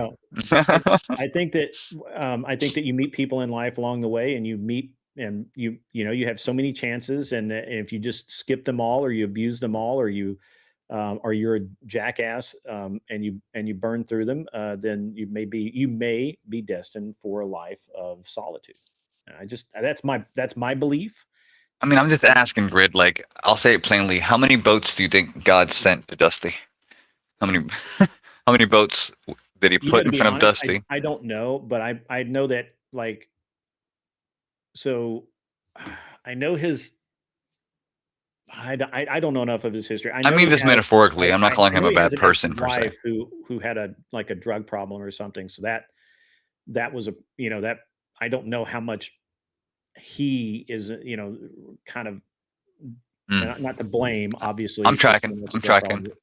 I'm a veteran that I'm now 11 years sober myself. Okay, got you. Yeah, I'm tracking. Yeah, so I don't know how much of that he influenced or whatever, but I think him and his current wife, I think they've been together 10 years, 11 years, something like that. So, I mean, I'm just saying. I think he plays. I think he kind of play, and he used. When I like 2 years ago, he would say he was atheist. Now he's agnostic. We're working on him. We're winning. We're getting there. Just gotta get him. You can't convince someone that already knows the truth. At that point, it's an internal conflict. Yeah. Right. I think he knows. He just doesn't want to give into it. I would say 80% of the debates I have on TikTok, that I should be uploading on YouTube. I'm very lazy at that, but they do not allow philosophy, moral objectivity, really, or religion, and we have to make stances on abortion, on foreign policy, But we have to leave out any type of dogma because all that's it's a wazi, it's a woozy, it's a fugazi, Yeah, I tend not to use religion in arguments myself, mainly because I don't consider myself qualified. But I mean, logic exists inside of logic, and I mean, obviously, logic can be inserted in many ways, but without being able to pull out philosophy and go esoteric a little bit here and there. I mean, how are you? I mean, that's an interesting. I don't do TikTok, so. Like, for example, an apple a day keeps the doctor away. Like, if someone hears that and says, wait a minute, there are antioxidants in this apple that will prolong my life beyond 85 years old. No, it just means, metaphorically speaking, may have a loose tooth or just a healthy, balanced diet, maybe, a good thing. It's a saying back in the day when they needed to sell more apples. Now, Listerine, let's talk about that for a moment. That was all a conspiracy. That bad breath illness that they were pushing in the 50s and 60s was all a conspiracy. There's no net gain to Listerine with all that fluoride in your water. The plaque germs, right? The plaque. Hematosis Is that what it's called? Something like that. But I mean, there are a lot of logical lies out there, and it's up to us to have these conversations, because a lie can be the most logical thing you've ever heard, right? But how can we reduce that argument beyond how we feel about them? You know, like I find you privileged because you have too much hair. I'm bald. I find that you're more privileged than me. You know, so it's interesting. I think that people often default to very odd lines of reasoning, right? Like for example, take off your hat to prove that someone's bald and therefore they're insecure. Like that's weird. It's only relevant if it's Brian Shapiro. I'm just saying. Okay. All right, fair enough. Do you? Oh boy! All right, guys, if you're tuning in, the show begins now. Yeah. Do you? All right. So, you seem like an educated man, and I admire that. So when we look at societies that are built without what we would consider a guiding religion, and I'm not going to limit it, but I'm going to focus on say the Asian cultures where they were modernized, they were built in a very specific way, and we can even look, if we want to drag over into it, we can look into like the North African cultures pre-Islam, where they had the Library of Alexander. They had all of the great knowledge stored and all of that. And when we look, and of course, obviously, in the Library of Alexander, they had a lot of the early Greek and they weren't Roman yet, but the early uh, Greek and Roman area. Because they were Etruscans, I think, at that time. I'm not sure. I it's been a while since I've been in college, but um, all of the logic and all of the thought and all of the teachings that were laid down. And do you do we find do we think that those cultures were able to progress only to a certain point without a guiding religion? That's a very good question. So the reason why I adhere to a higher authority outside of my own when it comes to morality is because I know that I have a bias. I like certain things. I dislike certain things. I find things comfortable, uncomfortable. So all these things are based on my own preconceived notions or perspective. If I quantify my own opinion on what I deem is good, that can lead to the damnation of my planet or just my country. So that's why, even as a kid, while being rebellious, you talked about your childhood. I mean, 18 years old, U.S. Army. I've definitely had my share of bad choices in my life, but it's part of that process that leads us to the absolute truth, or that thereof that holds highest utility. So when you look at different traditions, we can go toward indigenous, occult, shamanic, or theologian, right?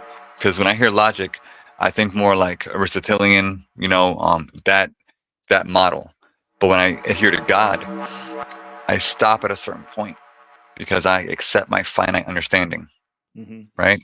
And not only that, I'm only a small peon in regards of authority on the church, so I can only look up with you and we can learn together. I'm not trying to put anybody on. So it's just an interesting kind of like packet thing to unpack.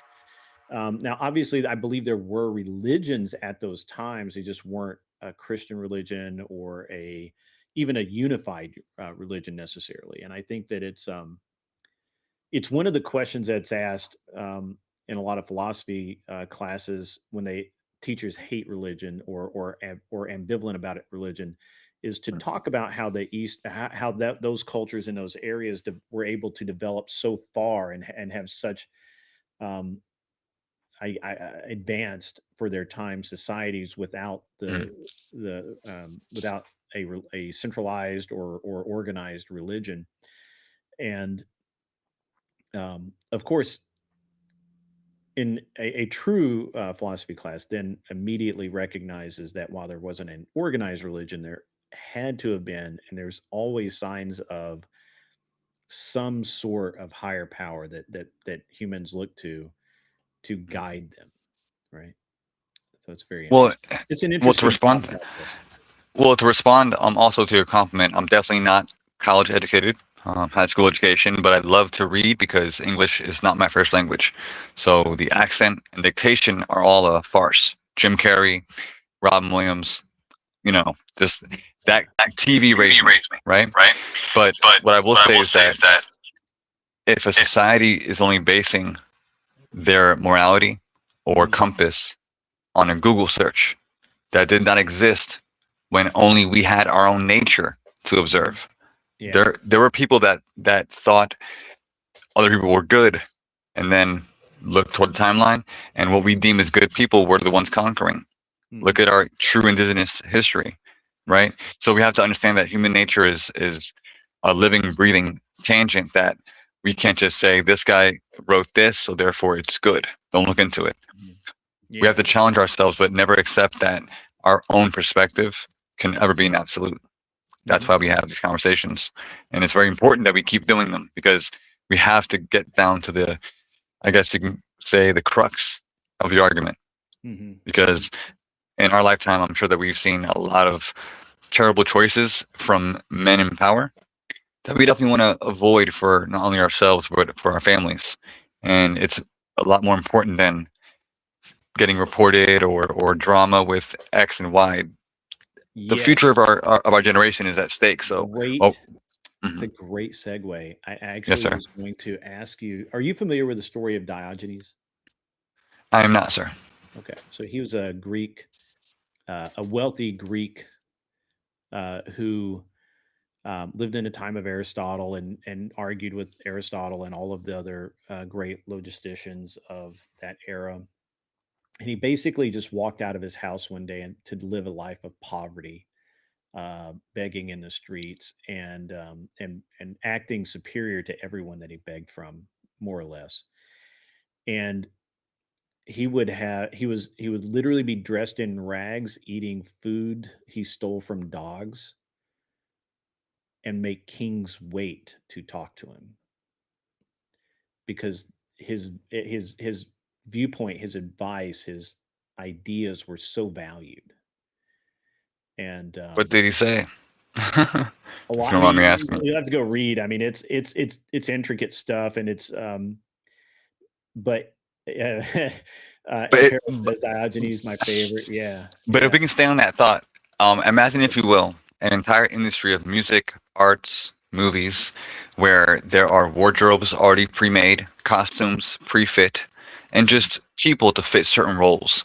And they're put on giant TV screens, and they charge us tickets to go view them on a big screen, and then charge us again to have that product and or service at home. And we all pretend like these emulations of human nature are real. I feel like what you just explained about that person in rags, I would call every celebrity to be that person in rags that we wait to watch and click on. Yeah, it was it's a really good, it's a really good study to go and read Diogenes and understand not just his philosophy, but the way he lived his life. And El Perro did say that that's his favorite. And there's a lot of interesting, when we start digging into logic, there's a lot of interesting things throughout history where when you apply it to today, it's just as relevant. It's really relevant. That's what makes it uncomfortable. It's an unchanging standard. Like arithmetic existed without us having to have a conversation. Stonehenge existed before a tape measure, and a leveler. I mean, one can argue that they did not have manifestation of industry back then. We can argue or speculate how they, built the civilizations that you're speaking of. But I would always argue that we're looking for the inspiration because we want to find it in ourselves. How was Rome great, but also how did Rome fall, right? It's two perspectives. Absolutely. If we do not understand the sins of our past, we are doomed to repeat them over and over again throughout the future. El Perro's correct. He did masturbate in the public square. Someone called him a dog, so he pissed on the guy's leg like a dog. He was a rebel. He was a rebel without a cause, or maybe he had a cause, but I can't remember. But yeah, it sounds like it's an interesting study. If you get a chance to read it, it's an interesting. It sounds like your favorite actor or musician in the 70s or 80s. Probably, yeah. Rock and roll was a crazy time. I promise you guys. So, Gio, what do you? So you're a sales guy. Do you sell anything specific? Are you like a watch sales? Yeah, just to definitely secure my 401k. I'll just say that I work for a telecommunications company where we, cell phone, internet. But the main crux of my employment is that you call to cancel a membership. Let's say Netflix, right? You're calling in, hey, you know what? I'm sick of it. Your prices keep going up. It used to be $8. And I say, you know what? You're right. But you're not going to cancel your account today. I'm going to show you the value and why you're going to stay and add another account for your in-laws because you love your in-laws. And it's very, very important that they see the value that you bring to the entire family. So now you have 3 more accounts attached to one account that you wanted to cancel. So it's definitely a devilish type of employment, but the art of bringing satisfaction and rotating the conversation to gain control that intrigues me the most, because I can be shifted in my reasoning if somebody has the right charisma. Like if Rob Noir debated against me and had a totally opposite worldview, he has enough gift of gab and critical thinking that he can decimate any argument, even if I'm factually correct in my stance. And it's an art form. It is, but sometimes you got to pay attention. That's an interesting and bold claim, and I like it a lot because it's true. And it's something that annoys the living crap out of me was when people will sit there and say, well, the argument was factually incorrect. Well, no, maybe it's factually incorrect, but it's not about that. It's about who made the better argument, who made the better points. Even if they're, and I used to say this when I had time, I used to run a debate show. I don't have the time currently. Maybe we'll get into it in the future, but and I had a debate show here, not unlike VK, just no circus acts.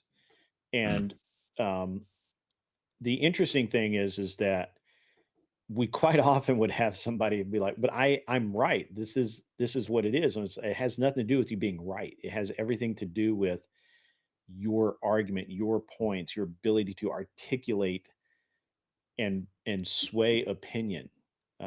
And it's a very interesting thing to watch that light click on,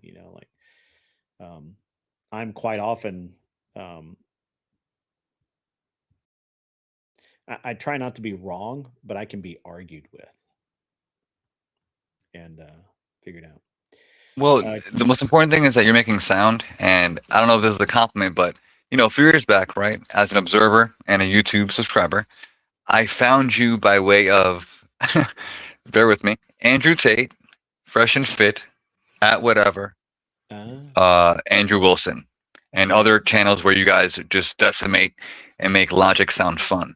So I literally had to go to the gutter of the red pill, okay, to leave the red pill, arrive at the black pill, and have a great conversation with Grid One Motorsports. So even the ones in the chat that you and I had a conversation before.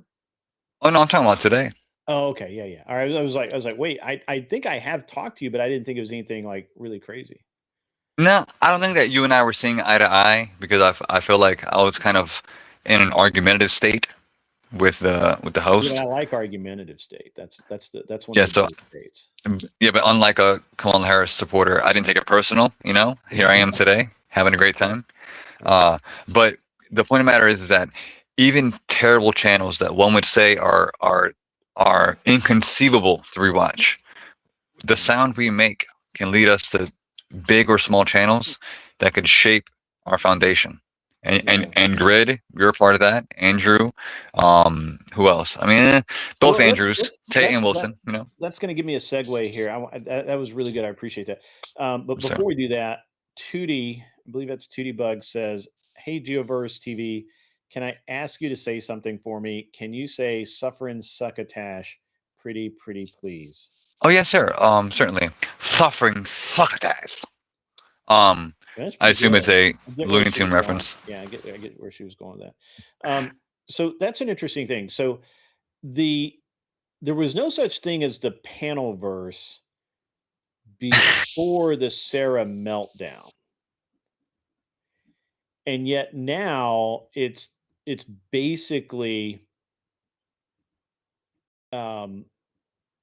it's like it's been there all along, but it really wasn't. Well, I'll explain one thing that you'll not find on any channel but this one. But here's the truth of the matter, okay? Let's put our tinfoil hats on. Geoverse TV was a creator of Inception on Mixer.com, a platform where streaming was allowed until Ninja was paid to go toward Facebook gaming, okay? And Facebook took over that industry. So Geoverse, or Verse, you know, was already my name. So they all owe me some money. Gonna throw it out there, all you guys. But I do believe that the panelverse literally began on that live stream where Sarah and her alleged cronies, I agree, tried to, you know, 100%. Be cool kids at a cool lunch table, laughing at somebody sabotaging a man named Rob Noir, who has reached out to me personally when I'm just asking about certain arguments, or hey, look at this video for 3 hours, and then boom, next week Andrew and Rob are both on that channel where I was destroyed on a Christian versus atheist debate, right? So it's like these creators, yeah, they present as, let's just say it, assholes, right? But when you really pay attention, right, and look beyond the entertainment, because it's funny, right? Invasions, debates, it's funny. When you truly get to know the person, you realize that what you deem is good is only on face value, based on how you feel about what you heard, right? So Rob did not deserve what Sarah did, and I'm glad that it worked in the opposite direction. You know? I agree.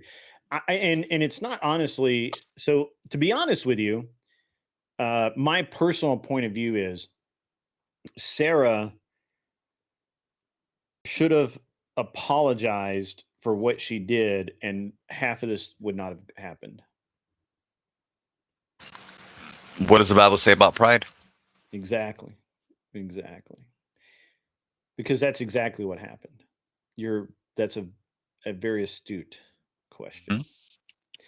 Because and she wasn't going to back down, and she, again, brought everybody down with her, right?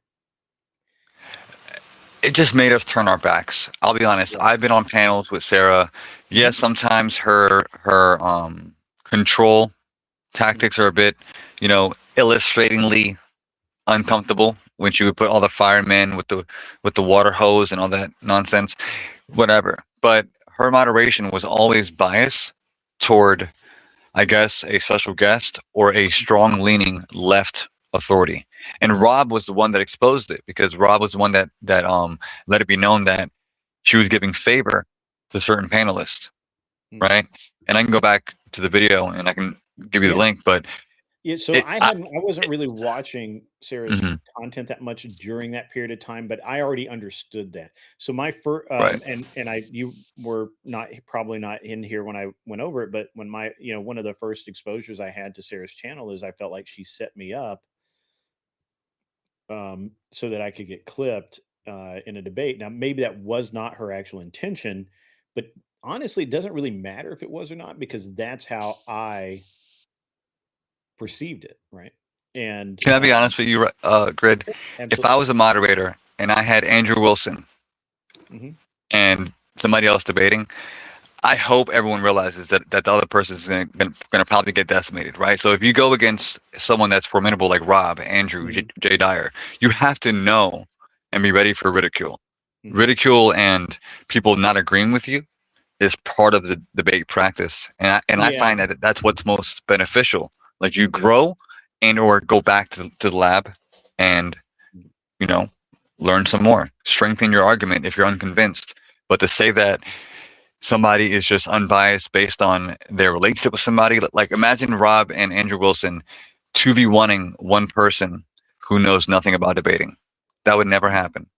No one can show me any clip where Andrew, Rob, or Jay Dyer are just blatantly. I can show you the opposite. I can show you where Andrew realizes that the person that he's arguing with does not know how to debate, and he'll sit there and like lead them. Right?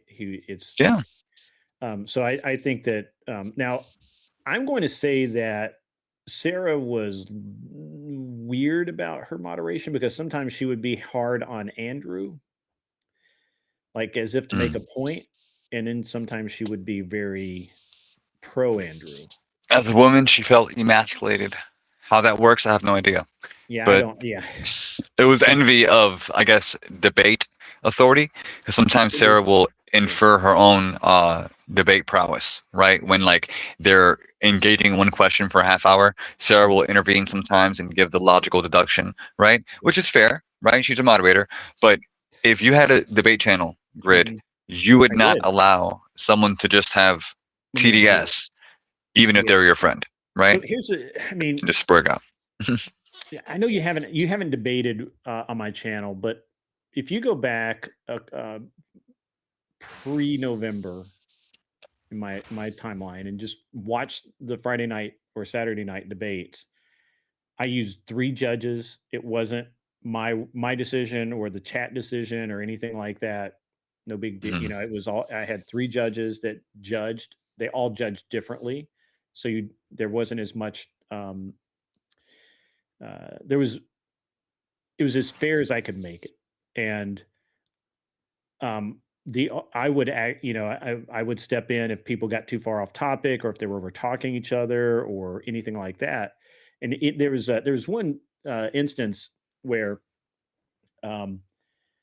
the person who was making the argument, who was in the chat earlier,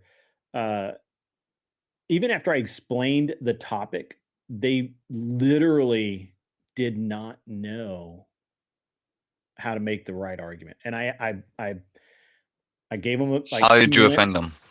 I gave them like 2 minutes because it was a 5-minute debate, and I gave them 2 minutes, and I stopped it. I said, "Look, I'm pausing. Time's not counting." And I said, "Do you understand what the topic is? Do you understand?" Do you recall the topic? Huh? Do you recall what the topic was? No, but I could go find the debate, and it was, and I'm like, "Do you understand what we're talking about?" And was it intros or open? Sorry, like what part of the debate was it? Was it like intros or? Okay, so the way the debate format was is you each got a minute to make your position, and you got 5 minutes open dialogue, and at the end of the 5 minutes, the judges judged you. So we were about 2.5 minutes into the debate, and I stopped the debate, and I said, "Do you understand the prompt? Because you're not engaging on the prompt." Okay, as a moderator, you did that, not as his opposition. No. And I just wanted to make sure that the, you know, because the argument the guy was making, like the argument that he was making had nothing to do with the prompt at all. I gotta find it now. And it was, I gotta find it. Because and see, that's, I think that sometimes, you know, if you're going to moderate, you need to moderate, not just be an observer that keeps people from over talking. Right. And it's and look, on my is the way I do, and I'm not tooting my own horn here too much, I hope. Like I had OG and Hank on the other night, right? Now neither of those guys are pro debaters. It was Steelman and Kel Cleaner. I'm pretty sure it was Steelman and Kel. And Steelman was, it was like a dinosaur or something debate, and Steelman was going off in the fucking weeds. And I forget what the fuck debate was about, but it was just in the weeds, like it was so far off. And do you watch any Jay Dyer or God Logic? Brother, I barely have time to watch anything. Like I tell everybody this. I Like, hear "Hey, you. did you see I hear this? you. Did you see that?" And I'm like, no. Like, Yeah. I want to, but I just can't. I just don't have any time. Brother, I may have a channel with an intro in 2 years. Maybe. We'll see. Right. I mean, just like my mic is lower than Geo's. Oh, I apologize. No, you're fine. I actually turned it down because I was told earlier that it was peaking. So I apologize. I mean, I apologize, guys. And I'm also not speaking directly into the microphone. So that No, could but be my shoes are by the door. I'm in Grid's house. Just want to make that clear. Yeah, OG, it was very circular. And, as a moderator, you kind of want to help them and you need to, but at the same time, you can't just be somebody just sitting there watching the debate and just preventing over talking, right? Is And OG a small creator? Because I heard Vic say he is a OG. small creator. You say okay. Yeah, he is a small creator. Look, OG is so my opinion of OG is I think he's a really good-hearted guy. He's very opinionated about some things. He doesn't back down on things. And he's one of those guys that if you're going to argue with him, he'll argue back with you. What would be like his most popular talking point? Like what is he most passionate about that you've seen? He's like a Christian nationalist guy. He's he's probably in the chat. I don't know where he's at. Well, the good news is that even though I've never watched his content, his name's going around. Could be for very good reasons, and as a small time debate enthusiast, I'm someone that I know that I cannot be a podcaster, right? So I respect the craft, like a ball player that didn't make it. Yeah. And Hornet's right here. Dragging them back to the topic is part of the job, and not letting them get really far off a topic and burning like 10 or 15 minutes. And I've watched all of those sins happen because I honestly don't believe that in the online sphere, most people, as a matter of fact, I can't think of but maybe one or two channels that actually understand how to moderate a debate properly. I can tell you why, if I may, and I hope I'm wrong. And chat, if I'm wrong, please tell me, because I'm a pawn in this chessboard. Okay, so when you allow someone to evade a question, right? Like if I asked you, what? I find that being bald is a net positive for men, skincare, healthcare, sunlight, and then I ask you, do you ever go out into the sun with a hat on? And you say, no. Let me ask you, why is your shirt blue? And a question is skipped. People like Andrew won't let someone skip a question. Like if you ask a question, you have to be formidable enough to get that response. Yeah, I'm in that camp. I'm 100% in that camp. No, but I would debate you on bald men, net negative or positive versus hair. Because hairlines are overrated. I'm balding, so I'm on the fence. Yeah, barbers are actually part of the oligarchy that keeps us, complacent as men. I mean, I don't know that you're wrong. So, but definitely put me on a list if you have any of debaters. I know that just to give a shout out to Speakeasy. Get some help with it because I've had a lot of people ask me to bring back my Friday or Saturday night debates because I did run a very tight ship and I ran a very it was a good time I think for all. The problem is I don't actually have time. I can do the show. I can host a show, but it's the lead up to the show, getting topics, because you've got to make a stack of topics, like the promotion, and all the promotion and everything else. It's just really, it's really rough. And so I just don't really have the time. And to be honest with you, I've just had since November when I did the event in November where we did the live IRL debates at Modern Day Debate in Nashville, right? So I threw a party, and as part of the party, we had 4 debates live. We're thinking about doing the same thing in Texas.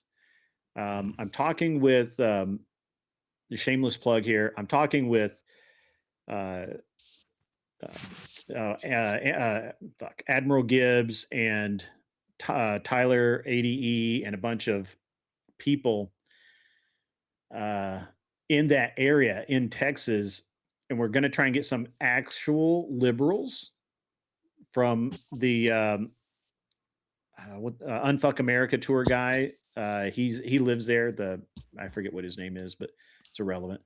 Mm-hmm. We're gonna try and get some of those guys. We're gonna try and get some kind of middle of the roaders and obviously some hardcore conservatives and Christian dudes to come in and debate live.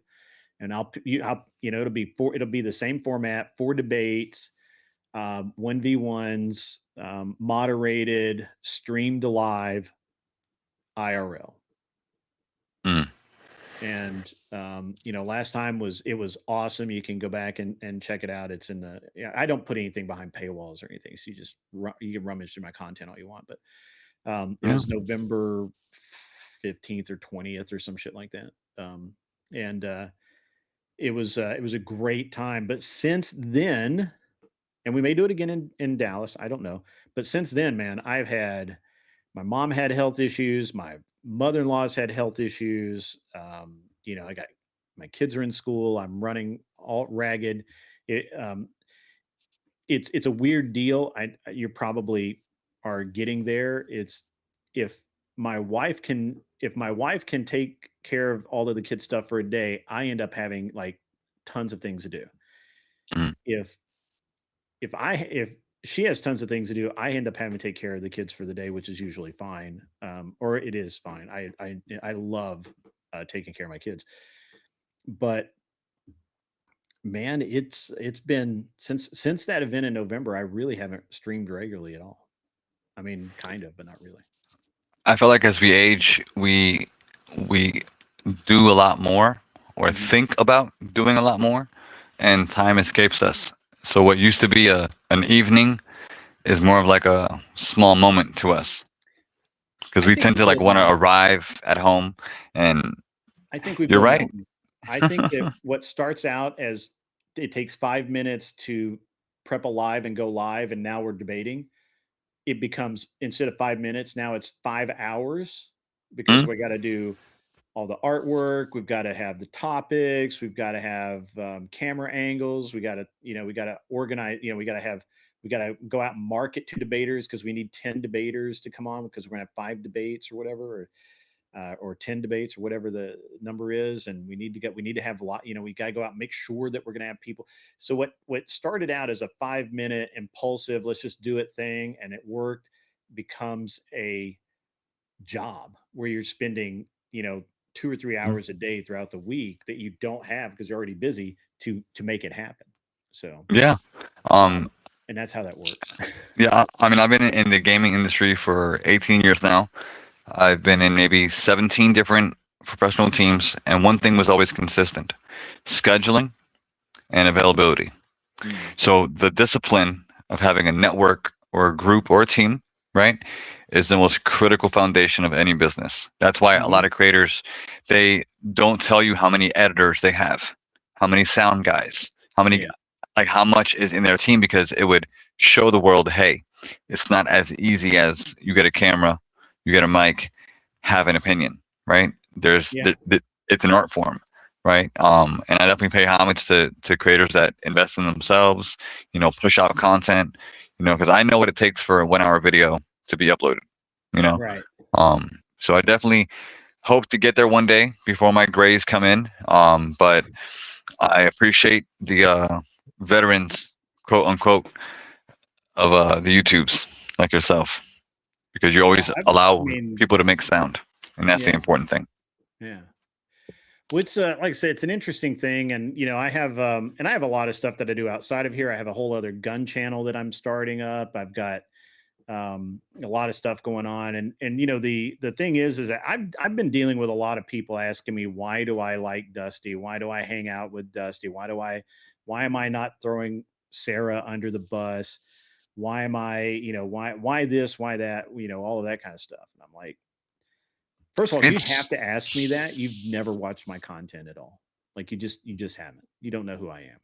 Maybe you like having a thought provocation, like a beer, Like I like to be told that men can get pregnant, I like to hear someone tell me that to my face and I say, well, actually, ... Right? Like I like to be told that God doesn't exist, and I want to engage. So if Dusty and I didn't believe in the same thing, it would be a benefit because that's how we have a conversation, you know. But it's just the bias of that echo chamber.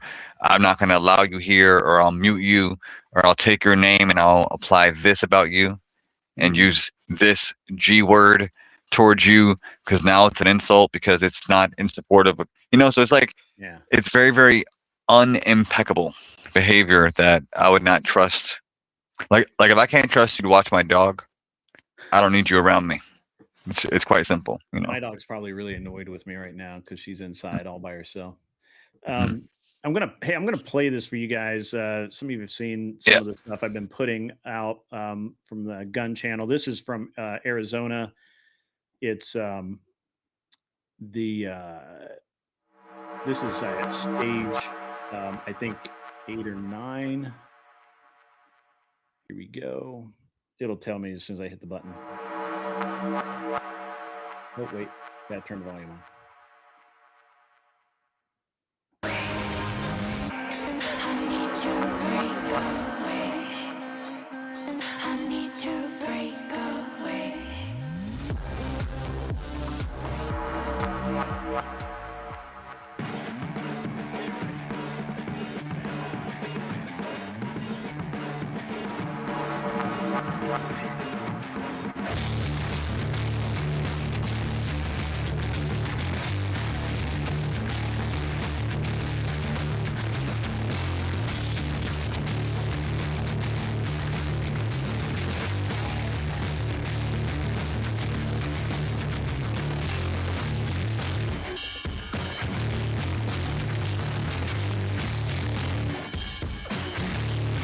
That was stage 9. That's all done. That's the end of it. That quick. So that's pretty cool. I do a lot of really cool things. That was you, not some college kid from Vermont. Not Vermont. No. That's actually, awesome. I've got some. Let's see if I have it on this computer. I've got video in a lot of different places. So That's awesome. I forget where I have video. This is not edited properly. Actually, I have hang on. Let me see if I have this here. Let me see.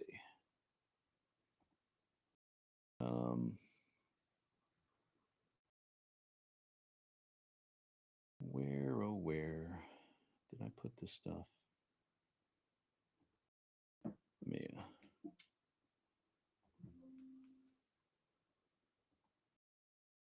trying to find where this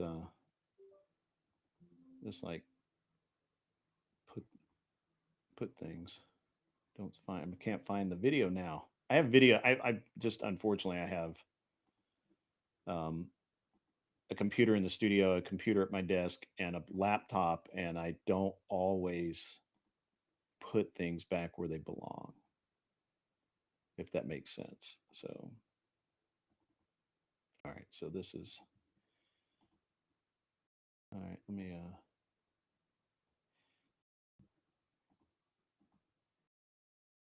Somebody in your chat told me to mention the new drone footage.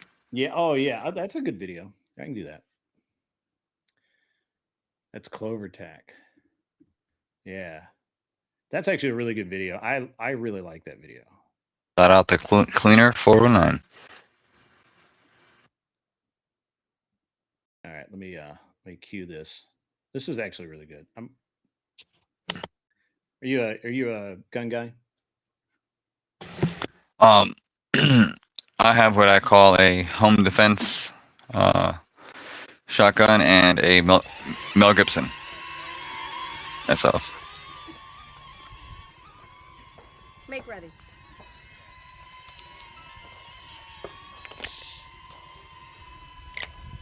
Just for home defense, but I do have two acres that I just inherited 2 months ago. He is finally here. Low ready? Low ready. 2 feet touching the orange stick. There you go. Are you ready? Stand by. Hit! Sheesh. Those are slugs at like 50 yards. Nice reset.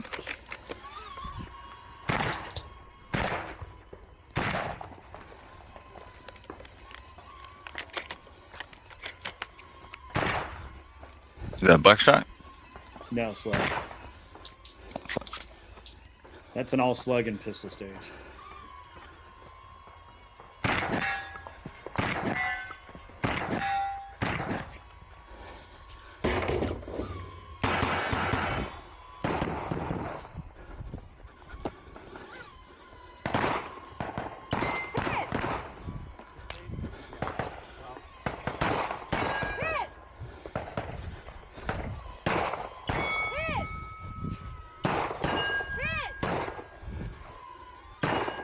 Drone's really cool.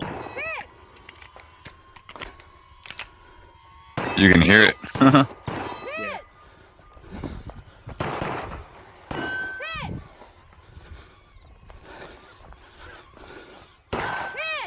And that's it. Nice. That's pretty cool. So, yeah. Nice, Have a nice. good time, man. Yeah, but I'm definitely a bit far from the venues you mentioned, and yeah, I'm in Florida, bud. So they have a place called Frostproof, Florida, and they have matches down there. Oh, nice. That's about maybe 40 minutes from me. Yeah. I think it's in Bartow, if I'm not mistaken. I've never been there. I know that they have matches there because friends of mine do it, but I don't. Yeah. I've never been there. There's this popular spot called Shoot Straight, a little range they have there. Pretty popular. But let me get back to the numbers. You got to go back to the grind. Got to go sell a few iPhones. The usual. Man. Get that commission for Christmas. But God bless you, sir. I appreciate the conversation, and I'm glad that I definitely am a subscriber to your content. Oh, man. Awesome. Thank you very much. All right, brother. Have a great rest of your day. I'm going to get Dusty up here next, guys. Thank everyone. So you're going to wait till I leave? I'm just kidding. Yeah, that's all. I mean, I could. All right, guys. Yes, sir. Yep. All right, let me get this reset this link. There's the powdered D-bag. There he is right there. All right, come on up, Dusty. Come have fun, man. I've been talking about you today.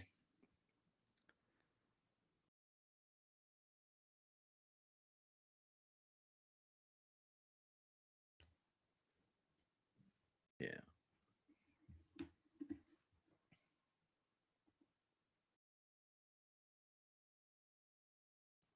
I have sent Dusty the link over on the cord. I don't know what he's doing. He very well could.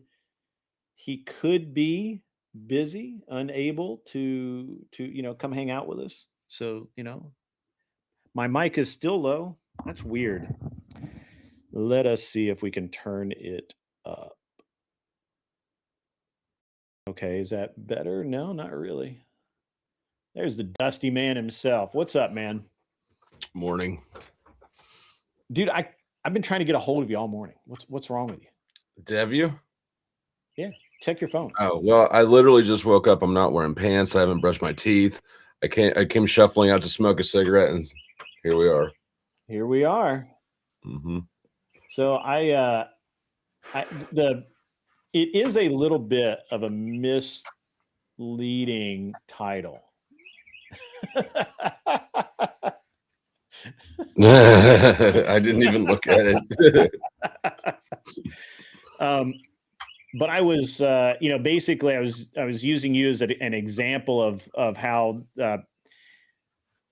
especially men are acting in this space as without really being particularly socially normative or anything else. So, what do you mean by that? Mostly that, and I've said this a couple of times. There's a saying that I like a lot, and that is a gentleman is never unnecessarily rude or needlessly rude. And I find a bunch of people who just go out of their way to be dumbasses and rude all the time. And the other one is, I mean, there's a couple of them, but, and I was using you as an example of someone that a lot of people, for some reason, without knowing anything about you, other than that you disagree with Andrew or disagree with, or have a disagreement with Sarah, or you agreed with Sarah against Andrew or Rob or whatever, without knowing anything else, they just hate you. Right. For no actual reasoning. Right. And I made the point that, while I don't pretend to know what your motivations or anything else really are, you've always been really fairly honest, pretty fair. I have seen you be a dick a couple of times. It's within limits, within allowable limits. Yeah. And yeah, there are certain levels that I try not to go to. Right. There's right. No matter what. There's JC is a good example of somebody who doesn't seem to have limits. Sure. And that you generically at least try to act in good faith, and you call out bad faith. And I actually made the point that you've actually kind of made it your mission to call out things when they're unfair, when people are lying, when people are demonstrably misrepresenting things, that you seem to be far more interested in the truth than perpetuating any lies. And I think that in and of itself is somewhat admirable. Well, thank you. And so overall, that whether or not, and again, you disagreeing with Andrew is no reason for anyone else to hate you. Right? You're allowed to disagree with Andrew. Correct. To make fun of Andrew to some degree, right? That's fine. Yeah, I don't have to like it, and I've talked about this where I'm like, hey, dude, that's not cool. Right. But in a similar vein, it's people's right to hate me if they want to. It is absolutely their right. I understand that when I attack Andrew, or if I go after Andrew, that is going to come with a lot of social repercussions, because he is more widely known and liked than I am. It's just part of the game, and I understand that. Yes, I also made the point that you are, you're very well aware of what you're doing, right? That this is going to piss somebody off. I also said that while I don't know for a fact, and I'm because you can just watch this, you can watch the playback. I don't know this for a fact, but I feel like that, having watched the whole thing go down between Sarah and Rob and Andrew and the Crucible and everything else, that I feel like to some degree, and I don't know how much, but Sarah gaslit you, and you did your usual white knight riding to the rescue. And of course, just a little bit of just having some fun with Andrew and Rob. And I certainly don't, I was using you to illustrate that I don't know what people's motivations are other than what I can see. I never got from you that you were actually trying to harm Andrew or Rob. It wasn't like you were just trying to run them off the internet or anything. It was just kind of a tit for tat content sort of thing. Right. Right. So with Andrew and Rob, both of them, in my mind, of course, both of them initiated the conflict with me. Sure. And so at that point, I'll make content out of them. It's sort of my behavior, or my view there. Sarah was a bit of a different thing. And you said gaslit. I don't know that gaslit is the right word, but Sarah provided, how do I phrase this? I'm trying to figure out how to phrase this. Just say what you mean. Sarah was not nearly as antagonistic with me as Rob and Andrew were. Right. I would expect that. Right. At least not overtly. There was little subtle things that she does here and there to everybody. I checked in her stream last night, and at one point I was just kind of jumping around. At one point I hear her talking to her panel, and she goes, "I've finally trained you guys how this works," right? And it's just the little sort of underhanded shit like that at some point kind of stacks up in the back of your brain. Sure. Like Like, I don't know. It's just poor form to tell a whole group of people who are here supporting you that you've trained them, right? And so, again, I don't know that gaslit is the right word, but that sort of shit does compound. And so when the blow up with T-Jump happened, it, to a lot of people, it looked like my response was disproportionate and out of nowhere, and it may have been to a degree, but also just a little shit like that will kind of irritate you over time. Sure. Hold on a second. I got to get the rest of my pack of cigarettes and some pants. Why don't you go put some pants on? Actually, I'm just going to get the cigarettes. I'm going to leave the pants off. Degenerate.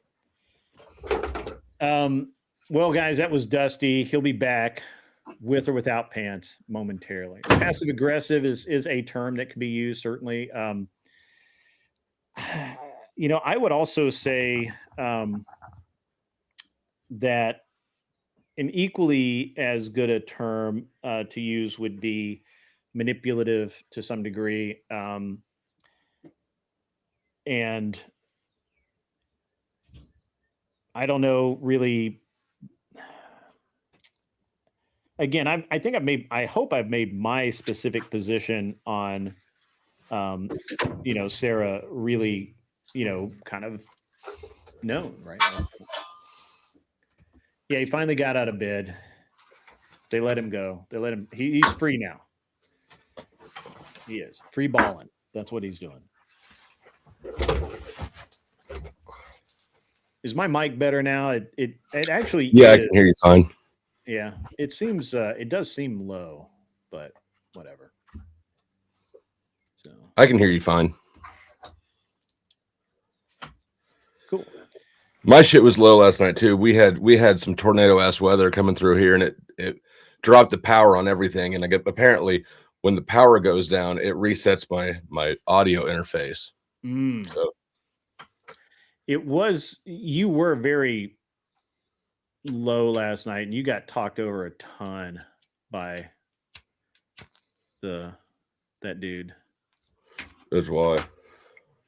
So manipulative, passive aggressive. Beth is right. Unnecessarily competitive. Unnecessarily competitive. That's interesting. Yeah. Because I feel like, and again, this is just my interpretation of someone else's action, so I could be wrong, but I sort of felt like at some point, you know, because I was around before Sarah was, and then she started up, and she, for a long time, for about the first year, I was still a little bit bigger than her, and then we were neck and neck for a long time, and then at some point, she just skyrocketed past me, and then Andrew pulled the plug on that, and after that, she kind of slid back. We were neck and neck for a while, not on subs. She stayed with more subs, but as viewers and revenue and stuff. Yeah. She slid back to her neck and neck, and then kind of as she started losing ground to me, she started acting in a way that made it obvious to me or apparent to me that she was competing with me, at least in her own head, and it was leaking out into real life. And it was just, like I said, I'm not offended by that, right? This is, YouTube is a competitive, cooperative sort of environment in a weird way. But it's just, you know, just more of that just little shit that kind of irks the back of your brain for a while. Sure. Yeah, I mean, I was really using you as an example and just using, you know, to make specific points about how, you know, this tribalism and all of this other stuff is just really getting out of fucking hand, and it's really gay. And what's getting out of hand? Tribalism. Oh. You know, the us versus them. Ooh. I can't go to your panel, blah, blah, blah, you know. Yeah. Well, tribalism only matters as far as it matters. When I was insulted, I kept my dick in my pants last night. Thank you very much. I didn't. Somebody was showing theirs. Yeah, the Confluence. I don't really know Confluence, but I had an impression of him that he was a bit more neutral than he was. But the way that he just kept keeping people down, was weak shit. So it's an interesting thing to me because as near as I can tell, Confluence actually talked to me this morning, and he was like, hope there's no hard feelings or anything like that. And I said, basically I said, hey man, I didn't think it was cool that you let Bricky up there, who was adding nothing to the conversation. And it just absolutely, it kind of fucked everything up. Right. Like there wasn't. Come on, Brick. Come on, Terriot. Come on. Yeah. And, especially after I left, right? Like after I left, it seems like it just apparently got way worse. I don't know that for certain. I didn't watch the whole thing, but it seems like that, because you were telling me that he wouldn't let people up, that he had a bunch of, and then I talked to, in his defense, this morning, and he said, yeah, there were a ton of people in the back. And then I talked to somebody else, and they said that they were in the back waiting forever to get up. And he didn't let Adonis Paul up at all. I had to try a few times to get back up. Now, in his defense, Nicolina went up, and I dropped for Nicolina, and I did tell him, let Nicolina up. And apparently she changed her profile picture to a picture of her boobs. I did not know that I didn't know that she was going to do that. I didn't even attractive boobs. So yeah, I did, but I didn't even realize she did that until after I left his panel and went back and see them, but yeah, we're on the streets. But I mean, so yeah, he was kind of sleazy, but to his defense, one of the people I recommended going up did porn bomb him, and I had no idea she was going to do that. So yeah, and I agree with Avoided Hornet here. It seems like there's just a lot of dumbass pressure to be on one side or the other, to just hate you because you said something mean about Andrew. People don't understand why I associate with you when I repeatedly say, look, well, what am I just going to sit around here with the same people every weekend and just have a circle jerk and just talk shit, meaningless shit? No, become cool, Vic. Grid. I go into other spaces. I talk to people. If they don't like me, I'll fucking leave. If they let me hang out, we'll have some fun, and I can talk shit. I mean, look, we've taken you from atheist to agnostic. We're going to get you over the finish line, brother. We're going to get I started out as agnostic. No, you did. Yeah, come on. Okay, you're right. You guys did that. We're going to get you, brother. We're going to get you over the line. We're going to get you there. Add me to the prayer list at church. Brother, you've been on my prayer list for a while, to be honest. Okay. Good. Mainly I'm on at least two prayer lists that I know of. For you being over there in Tornado Alley all the time, I'm just waiting for your house to. I'm waiting for the Flowstate's house is now in Nebraska. I'm actually pretty hard to kill, so yeah. Prayers for my equipment and stuff, but yeah. Well, you need to build that underground bunker. We have a basement. I don't know if I'm allowed to have bunkers. I don't think that's I think felons can have bunkers. In some states, they can't. You can't have body armor. What is that? New York, you can't have body armor. I think California's outlawed body armor for citizens. Period. See, that's crazy to me. Right. Yeah, I'm trying to save my life, you dumb fucks. Speaking of my kid for some reason had my plate carrier on last night. I don't know what was up with that. So those fuckers are heavy. I've got ceramic, and I've got are these the light ones? I think these are the light ones. Don't those ceramic shatter after one hit? No, they're multi-hit capable. Okay.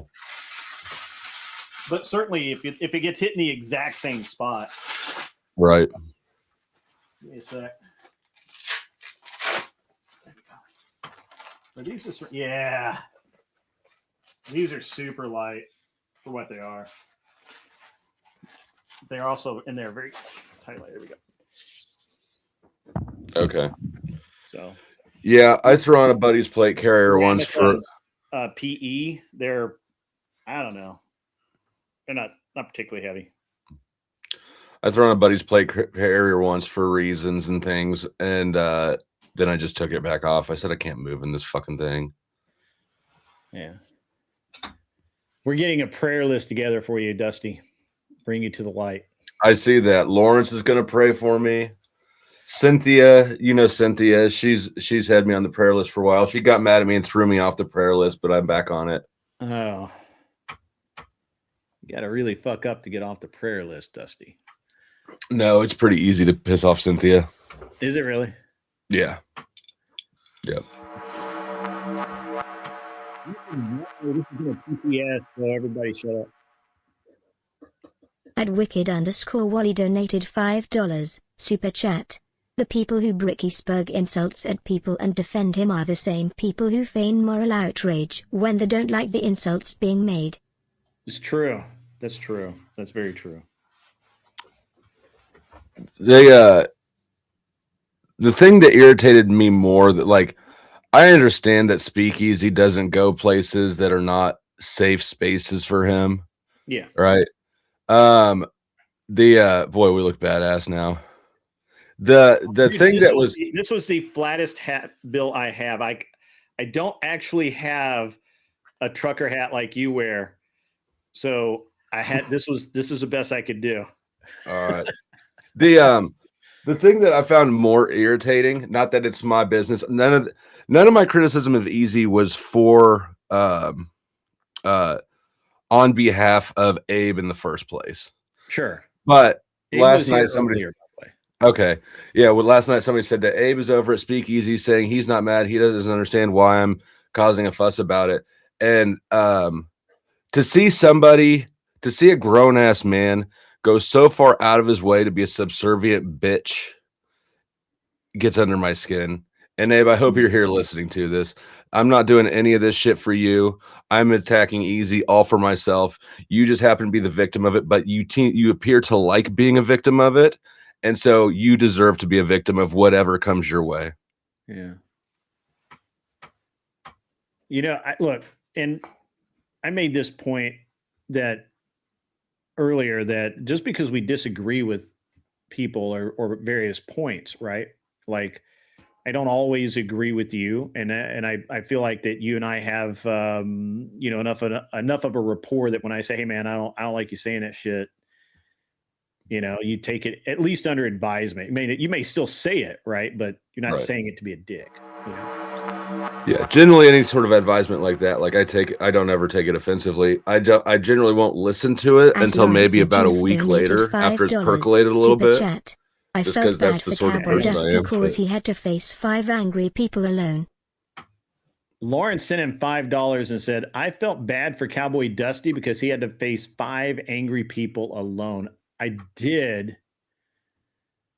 I'm okay with it. Bail. I had, and I still didn't get all my fucking work done. But you're gonna like this, Dusty.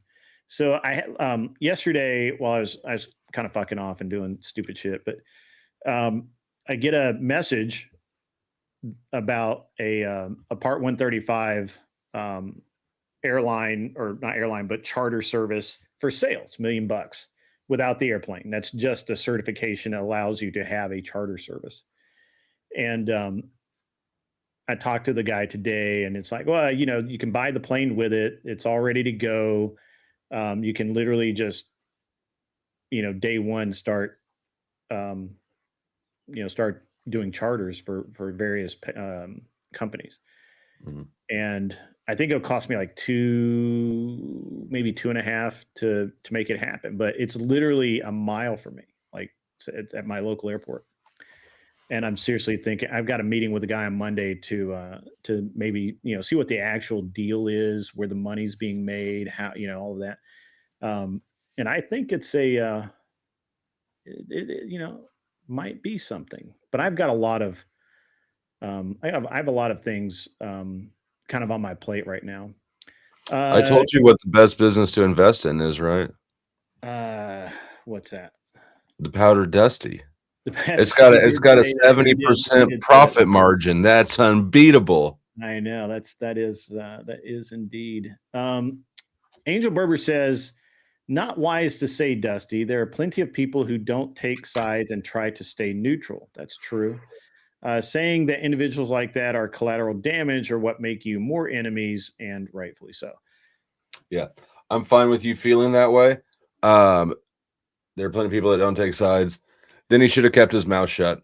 The fact of the matter is, Abe isn't the only one who got ripped off that night, or in general. Chris Lestrange also got ripped off that night because they were the 2 finalists. And so when Abe is running around being one of the victims of somebody who's victimizing him and other people, carrying water for that person, he's not just harming himself, he's harming Chris Lestrange, for instance, in that action because he's a bitch. So you can take your wisdom and you can shove it up your ass. Boy. I know, look, but I'm going to say it. I agree. Look, hey, an adult can make their decisions and all of that, right? Mm-hmm.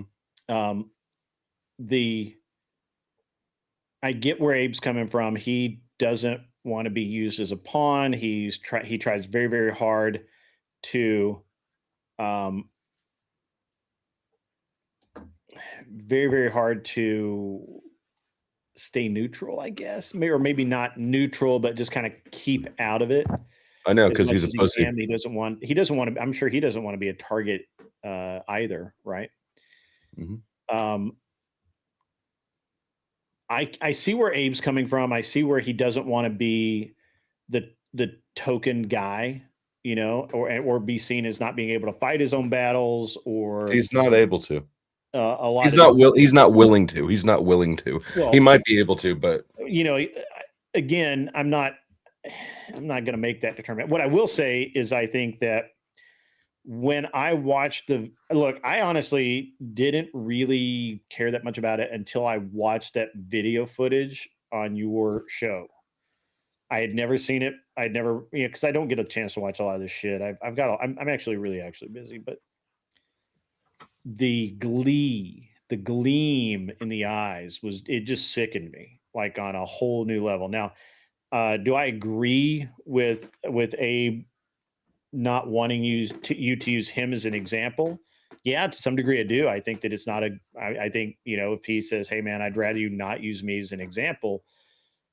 Okay, fair enough. But that doesn't mean that I'm not going to refer without naming you as the example, right? Like there's I'll take your name out of it, but the example stays in because there's, or whatever, so,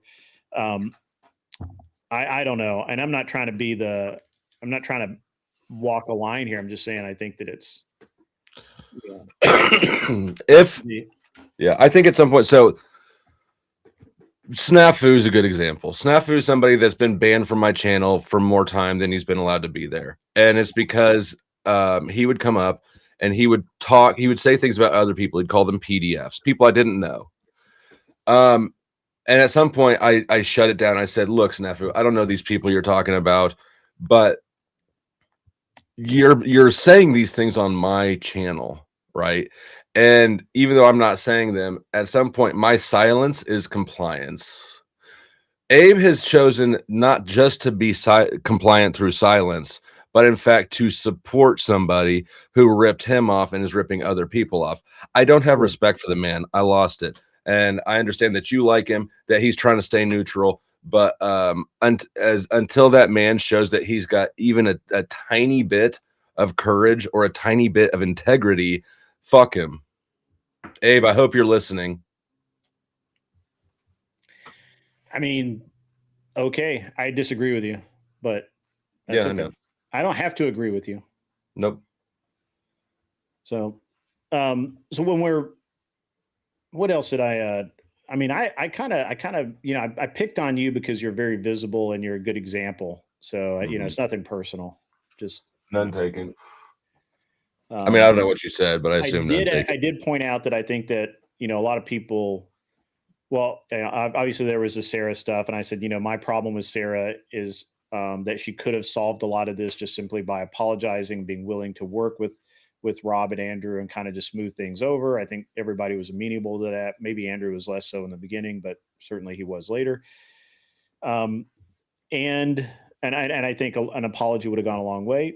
I don't know, maybe not. Who, I can't. It's water under the bridge at this point. And I also think that once Sarah filed the um, lawsuit, that's for me, that was like, it's like watching a divorce happen, or I keep saying it's not unlike watching a divorce happen and being, like a friend of the family, or being an employee watching the business owners dissolve the business. You just want to kind of stay out of it and hope you don't catch any frag. And, and for that's for me, right? Like it's not that I'm specifically avoiding Sarah, or I dislike, it's not like I dislike Sarah. I'm sure you do at this point, but it's not like I dislike her. It's just, the lawsuit thing is, I'm not going to get in the middle of it. Obviously. I think it's wrong. So I don't want to be a part of it. I don't want to be asked about it. I don't want, or anything else. So, that's where it is, that, and it's interesting because I was called a Sarah lover like 3 or 4 times. And I've heard, like people go around saying that you're banging Sarah, or she's banging you, or whatever. And all this kind of stuff. And I'm like, what does it matter if Dusty's actually knocking a bottom out of Sarah? Like, why is that anybody's business but theirs? Like that, what does it matter? And so it's been interesting. It's been an interesting conversation. Yeah, I'll say this. I have enough respect for the friendship we did have. Like, I'm obviously pissed. That's real. You are pissed. I understand that. And right. We've talked. Yeah, I got you. Right. A lot of people thought it was, and I understand why, right? A lot of people thought it was scripted or contrived at first. It wasn't.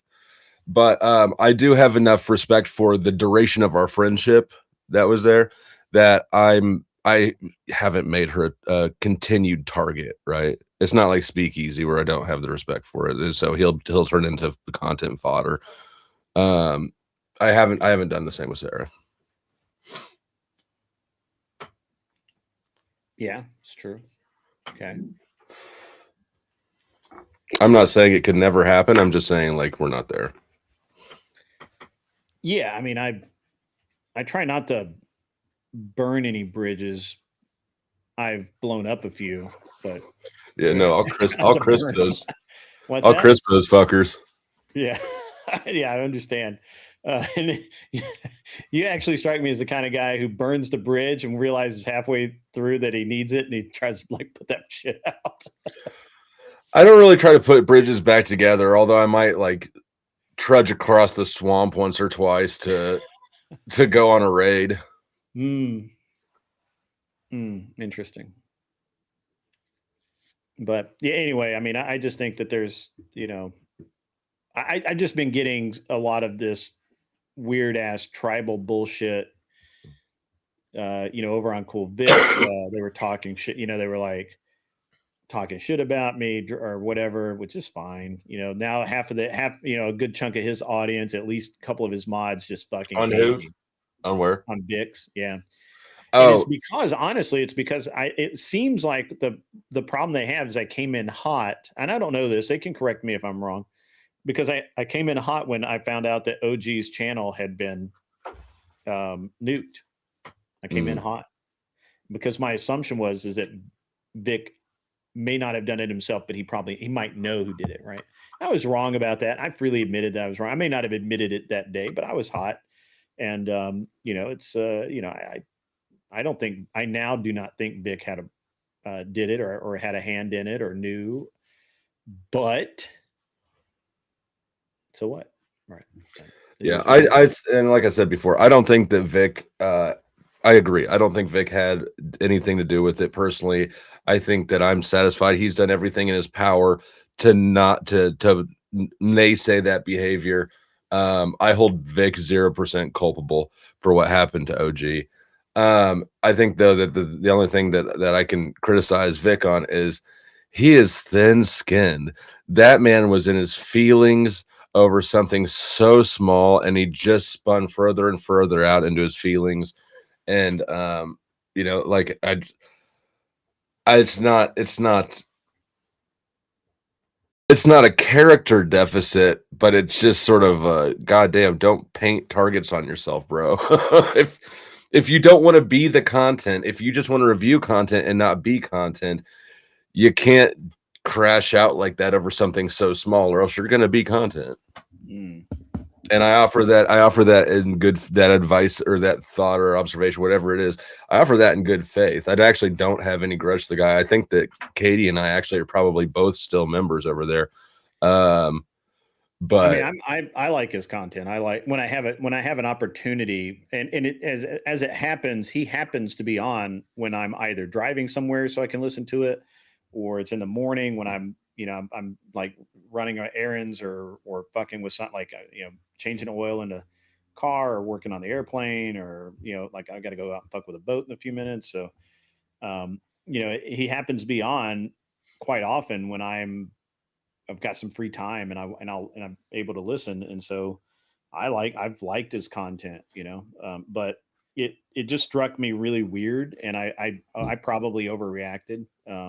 Or at least I was hot. I know I went in hot, right? Like I was pretty pissed. And really not because it was necessarily OG's channel that got nuked. It was the fact that a channel got nuked, right? Yeah. Because of course I've been nuked, reported, and I just have such a disdain for that shit. Yeah. The thing that interests me is I think that people don't realize that when you file that report, if you get a channel struck, if the people know what they're doing and know and can get through to their YouTube rep, if with enough digging, they'll get your name. So I did not know that because I've never dug that hard when I've had channels nuked and I just started new ones. So I still think that it was somebody hate watching my show when I was early on, probably because I was I'm an Andrew guy and whatever. And I was about to go on to Andrew's show as a call in. And I think Ghosty, he was debating Ghosty. And my recollection is that, I know that I had the guns behind me and I was like, she is such a fucking hippie that she's going to freak out with the guns behind me and she's not going to answer my questions, or she's going to be she's not going to take me seriously or whatever. So I was restreaming to another channel, or I was on to another channel. I pulled I shut my camera off there, but on my channel, my camera was still live. But nobody was watching my, like there was like 1-2 people watching my channel. And then I turned and all I did was take the guns down and put them on the floor. That's it. And about 15 minutes later, my channel was nuked for 2 days. And I got a hold of my YouTube rep and they're like, hey, they were really cagey about it. At first they said it was just the AI, but I was like, it's just weird. I mean, what do you think? I'm like, what is that? Is it really AI? Can you give me an answer? I don't know. Because they weren't really using the AI at that point. And they came back and said, no, your channel was reported, and the AI looked at it and played back that's why it took 15 minutes for it to strike, because the AI had to go back and look at it. Mm-hmm. And before it shut my channel down. But once it did, it took me 2 days to get a hold of my YouTube rep. And they basically said that, that lady and she was really nice, but she's like, I'll look into it. And it took another 2 or 3 days for them to get back to me. And they're like, we're going to reinstate your channel. You have a 48-hour like downtime or whatever. So at the end of 2 days, my channel came back up. And I said, well, I'd like to know who put the strike in, because I didn't know any better. I just thought that was just normal, right? I wasn't I'd never been struck before, so I didn't know that most people think you can't get that information.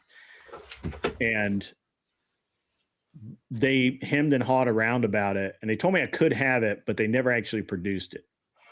But that was also what they were just barely integrating AI at that time, and so it was a lot more work for them to do it, and I'm sure they didn't want to do it. So, but I could have got it, and I think CloverTac has gotten. I wish you had pushed that through. That would have been good to know. Yeah, I looking back on it, I was just glad to get my channel back up, but I should have, knowing what I know now, I would push through 100%. Yeah, if something like that happened to me, I think I would too. YouTube is really, like, they started paying a lot more attention to what the creators are bitching about.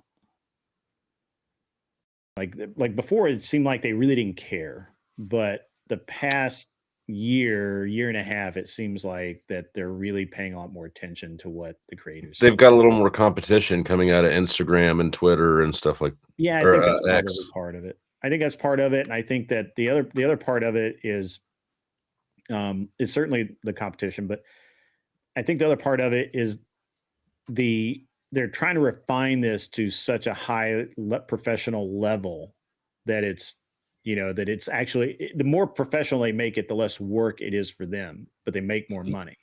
Automated. Everybody loves that shit, right? So that's where they're trying to get to. That's why a year and a half ago, they went to AI being the first level of review for strikes. Now, where in your where did this incident happen in your timeline of friend versus foeship with Speakeasy? We were friendly, but I didn't hang out over there or anything like that.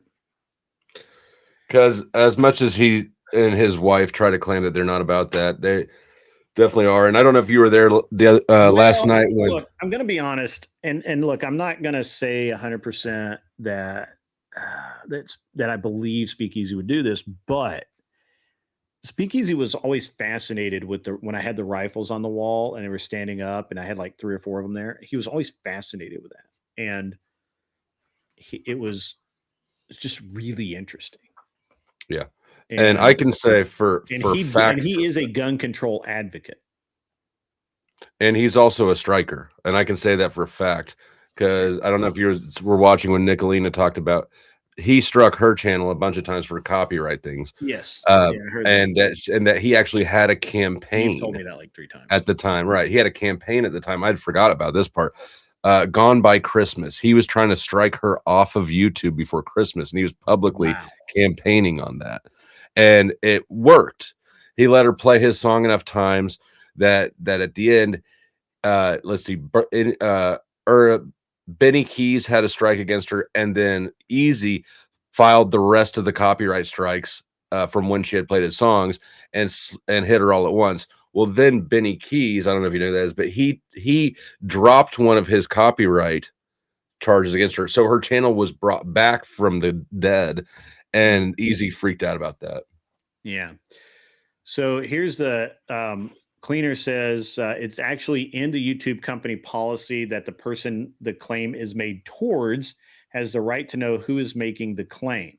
One of the reasons cited is the fact that who may explain why the claim exists.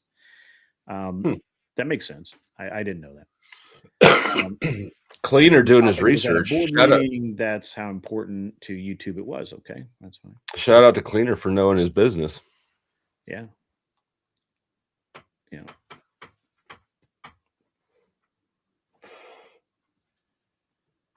What's up with Nicolina saying she was high, I guess, or drunk, or both? She was drinking some, but that shit was funny as fuck. It was funny as hell. It was funny as hell. I played up to it a little bit, so it's fun. Look at Hornets right there. What's up, Hornet? On the let me put my readers back on. Oh, they are flaggers. He would ask to find stuff to flag when we modded over there. See that? I'm telling you, he's just a bad dude. Like, he's just a Yeah. bad dude. What's the over-under on him coming to Texas? He's not going to Texas. Nobody's going to take a bet. That's a problem. No. He's not going to come to Texas at all. He's got a perfect track record over years and years of being an e-thug and wanting to challenge people to fights, and then never, ever, ever showing up. That man has not been in one fight. So did you feel outnumbered last night when it was you versus all of them? Especially like Teriak asking you to take your hat off. What was that all about? I was outnumbered. It's just I was outnumbered. So it's not a feel thing. I was the only one. It was me versus 7. Or no, it was me versus 8. Yeah, but see, that's and I know that. I knew that going in there, right? When I arrived, it was what, 2 versus 6 or something. It was me and you versus all of them, yeah. Right. And that's just the way it's going to be anytime you hunt for Wiggas, because he only hides on friendly turf. So did I feel outnumbered? I was outnumbered, but I was fine with it. That's what I went there for. Yeah, I didn't mean to leave you hanging there, but I was trying. It would have been nice if the host had done a little bit had disallowed some of the woo banging, because at most of what was happening is all of them were just shouting at once so that nobody could hear anything, and that's not good content at all. No, but yeah, it's what I expected. The Confluence, as much as I think that he is kind of a punk, he at least was one of the few places Easy goes that will allow me up at all. Yeah. Well, Confluence talked to me a little bit this morning, and I told him, I'm like, he and I are cool. I didn't take any offense or anything, but I thought it was kind of BS the way he left people like Bricky up. Nobody can even understand him. He didn't add anything to the conversation. He was just up there shouting random shit. Then I left, and then I'm assuming he got even worse after I left. He started taking his shirt off and shit. Like Bricky. Really? Yeah, I don't like, and I don't have any malice for Brick. Honestly, he just is what he is. On Brick. Yeah, he just is what he is. But he was doing whatever he could to just filibuster the discussion and pull attention away from Easy and his stupid little shoebox half full of cards, and there's a lot of filibuster. It's pretty weird. I'm not gonna lie. It's pretty weird. The whole lot of them are atheist libtards. That's obvious. That stuff don't wash off. Interesting. I did make the point that you're far more conservative in your real life than you play on TV. Am I? I think so. So yeah, my family life is very traditional. Katie doesn't that, and that's always been my goal for when I was with Katie, or my ex-wife, is that I don't want the woman I'm with to have to work. If she wants to get a job because she wants to get out of the house, I'm okay with it, but I don't want her to have to. And I think that that's probably right. The views, the liberalish leaning views that I express are actually mine. I do think that I would like to see, well, they're libertarianish. I would like to see people not going to prison for getting high. I would like to see ICE not being rolling through the street like it's Afghanistan. But yeah, if you look at my data, it's very traditional. Yeah. Well, you can't be that liberal. You are a staunch 2A supporter, even though you can't actually exercise your 2A. Correct. I think I'm one of the staunchest 2A supporters, and it's because I can't exercise it, right? That I don't really take it for granted. The way a lot of people do, because it's weird, and it's weird, especially being the man of the house, right? That ethically or morally or whatever, right? I still feel 100% of the obligation. It's my responsibility to keep my family safe. Yes, but my choices in the past have made that more difficult for me to do should the need arise. And so that's sort of a weird, if you've never had your gun rights removed, you probably don't think about it, but that's sort of a weird ethical dilemma to be in. Like, do I do this thing anyways? Is this going to put my family at more risk or at less risk? Right? Where's the risk mitigation solution here? And for what it's worth, I don't own any guns. Fed one, but just that whole that's a whole thought process that most people in America don't ever have to go through. So the other point I made is that just because you and Andrew kind of have your mic just got way hotter. Way hotter? Okay, I'll turn it down. So is that better? Yeah. Okay. Sorry about that. It changed my input for some reason. And then I just changed it back. So it's really interesting to me. I'm just going to change subjects a little bit here. That because you and Andrew exchange words or whatever, other people take that transgression upon themselves to come at you or come at Andrew with, right? On both sides. I always found that really interesting, right? Maybe it's because I can divorce myself so completely from and be the outside looking in that I'm like, oh, that's a real shame that Dusty's getting his ass beat by Andrew, or, hey, that's really weird that Dusty's saying such volatile, abrasive, aggressive things about Andrew, like that. And that's my thought process. It's not like, well, fuck Dusty. He just talked shit on Andrew, or, that really hurt Andrew's image or whatever, which I don't think anything has, but I just don't understand why people take on those transgressions. Well, I think that you and I are more individual and have in our audiences vicariously, I think are more individualistic and less group minded than Andrew's, and especially especially Vic's. I think Vic's audience is even more of a hive mind than Andrew's or Jim Bob.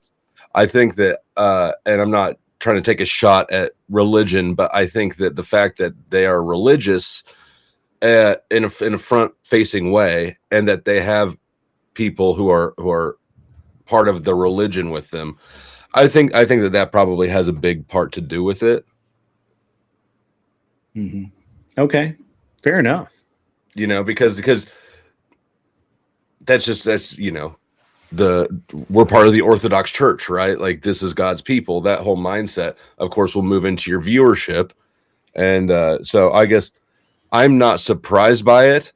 I do go out of my way to tell my audience that I don't believe in that shit. You can like me, you can like Andrew, you can like me, you can like Sarah, you can like me, you can like Easy even. If you come over to my place defending Easy vocally, I'm probably going to shit on you, but I'm not going to block you. Yeah, I will. If I see somebody, talking shit in the chat, I am more likely to call them out than anything else. Avoided Hornet, I sent you the link so you could come up. I didn't really get a chance to talk to you last night. That Nicolina chick was just like off the fucking rails. So if you want to come up, I feel like I owe you at least a few minutes to try and have a conversation. I had an anonymous donation to drop Nicolina, but I wasn't. Did you really? Yeah, I wasn't doing drops last night. Nicolina rated me a big raid. I got about 30 new subs off of it and pushed me over the 3,000 mark. And I pushed you over the 3,000 mark.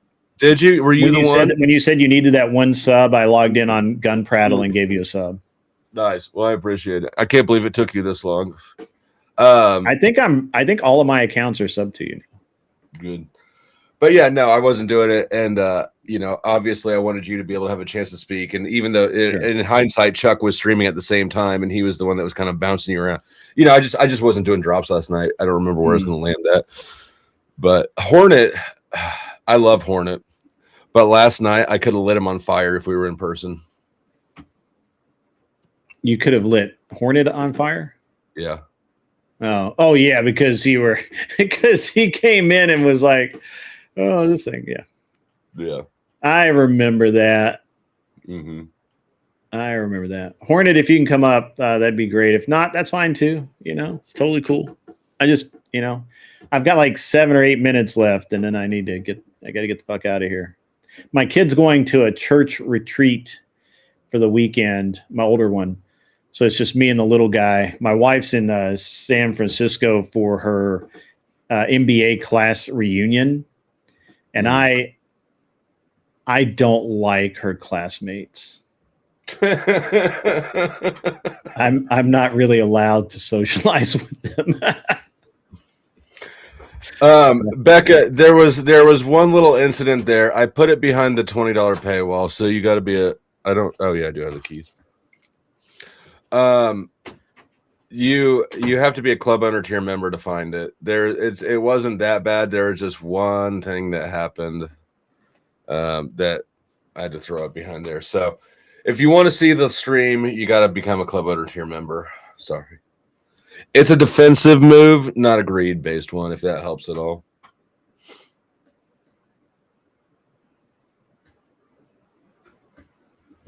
Yeah, while we're waiting on Hornet, what's the what are you doing a show tonight? What's up? What are you doing? You know, I wasn't planning on doing it. I've done a show every night for the last 5 nights, and I keep planning on taking a night off, and then something new You should take tonight off and just come hang out on my show for a change. Okay, I can do that. I'll do that. Yeah, because I'm gonna fire up at 8 as normal. What are you doing? A debate panel, or what are you doing? I was just gonna talk shit, but we can do whatever. We can do a debate panel. What day is it? It's Friday, isn't it? It is. Well, I don't normally do debate panels anymore. I normally I'll have a guest or something. So oh yeah, so Becca, if you're paying the Ko-fi memberships don't really get you any benefits anymore. I was doing that mostly when because I was demonetized on YouTube. So you can save yourself the 20 on Ko-fi. Thank you for all the support. You can save yourself the 20 on Ko-fi forever and just move half of it over to finish out the YouTube thing, because like I said, the Ko-fi benefits are kind of defunct. I probably should just turn them off, because I am still collecting revenue from it, which feels a little sleazy, but I honestly forgot about it until just now. A lot of moving parts over here.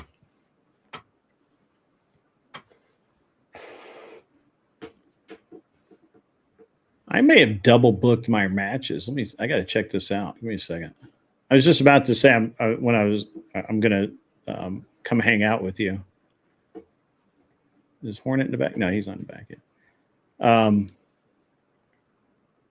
We could do a debate stream tonight. I was just asking. It's whatever you think. I have mixed feelings about debate panels, because when you're debating, it's fun.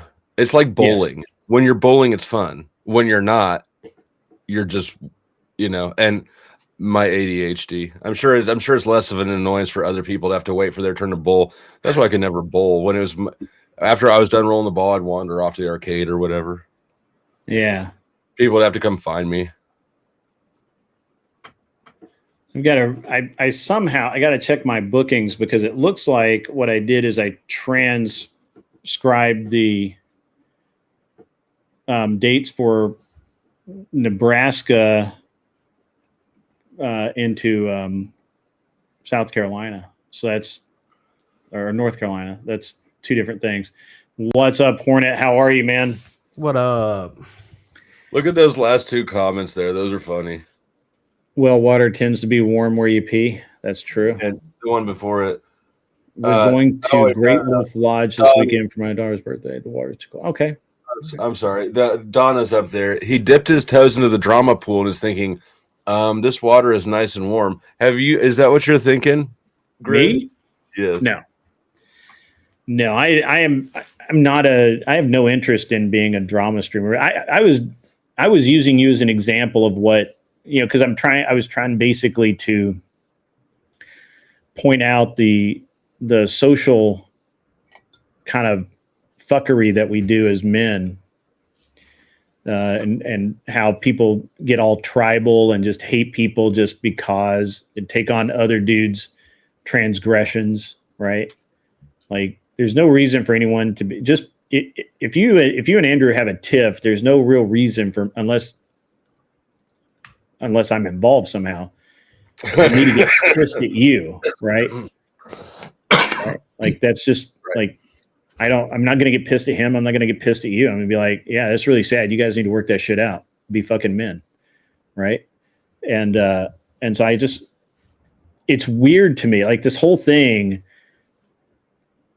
is hard for me to even like internalize or understand. Well, I think at a certain point it just becomes inevitable, right? Like Destiny's community, right? DGG is like a bunch of sycophants, and I view the Crucible like the same way, where it's just like, yeah, unfortunately, when you just get so big, you're just gonna open up that door for those types of people, and it's just kind of impossible to avoid. But these are people that should know better, right? That aren't. I agree with you. They're definitely, when you get to a certain size, you know, like I'm sure Dusty has sycophants that just he could, you know, that would. If him and the Machine Lies get into it, or Paul Enslaved are going to get into it, they're going to, no matter what Dusty says, they're going to take Dusty's side. 100%, no doubt, that's going to be the way that works. But there are people that should know better, right? There are, you know, people that go on panels, people that are live quite often, you know, other creators that should understand that, you know, don't take on somebody else's, you know, anger. Yeah.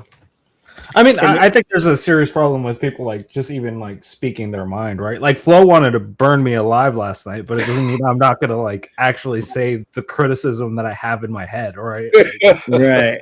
Well, and you handled it well. You handled it well. He did actually. I thought I was waiting for him to rage quit until you go fuck yourself. Right. No, I would have probably deserved it, but Hornets, you definitely deserved it. You definitely deserved that shit. Flo, the thing is you have to understand, Hornet. He had just been on panel with a full-on bag of assholes. Oh no, I know. I was watching. That's why I was like, okay. I knew like a lot of it, but he had like cooled down a bit, and I saw the like thing that I criticized. So I was just like, okay, I do want to make a comment on this because like. I feel like if I see something that I don't like, I'm always just gonna say something. It's like when I went at 10th Man or went at Mel or whatever. Like these are like situations where if I see something that typically I'm just like that's fucked up, I'm gonna say something about it just because like that's what I do. I think that's something, and that's totally cool, man. That's totally cool. I don't, you know, I wanted to, you know, and I've said this a couple of times now. I mean, obviously, I've talked to you like 4 times, maybe 5 times. Yeah. And somehow ended up in your Discord. I don't know how. But I think it was back, if I'm not mistaken. Yeah, but you know, it's one of those things where I never really interacted with you because Easy literally told me not to interact with you because you were a troublemaker and you were a hater and you know you were just a, you know, you were part of the bag of assholes. So yeah, I get grouped in a lot more often than you would expect. I mean, you're not the first person that I've heard that from, Grid. Like a lot of people have come to me and be like, I sent Dusty the proof. yeah. Like a lot of people have come up to me and be like, hey, I was told that I shouldn't interact with you because you cause a lot of trouble wherever you go. And I'm just like, okay. I mean, if you're gonna judge me on my character, I mean, I would assume that you have at least taken a look at like how I like move around. And that's pretty much like how people come to like a determining factor. Like I think there was a point where I had an issue with Glenn as well because Easy was telling him shit about me and he would not let me on anymore. And I was like, okay, sure, whatever. Right. Well, and that's probable. I know that, you know, speaking of Glenn, that's actually, so I honestly don't care about anything that Speakeasy has said or done about me because honestly, there's nothing you can really say about me, right? Like, yeah, you know, he's that was the weakest shit ever last night that he pulled out. That he called me a house husband. If only I were that lucky. You know, he told me that I had been sued by my clients. Yeah, that's happened. I won that shit too.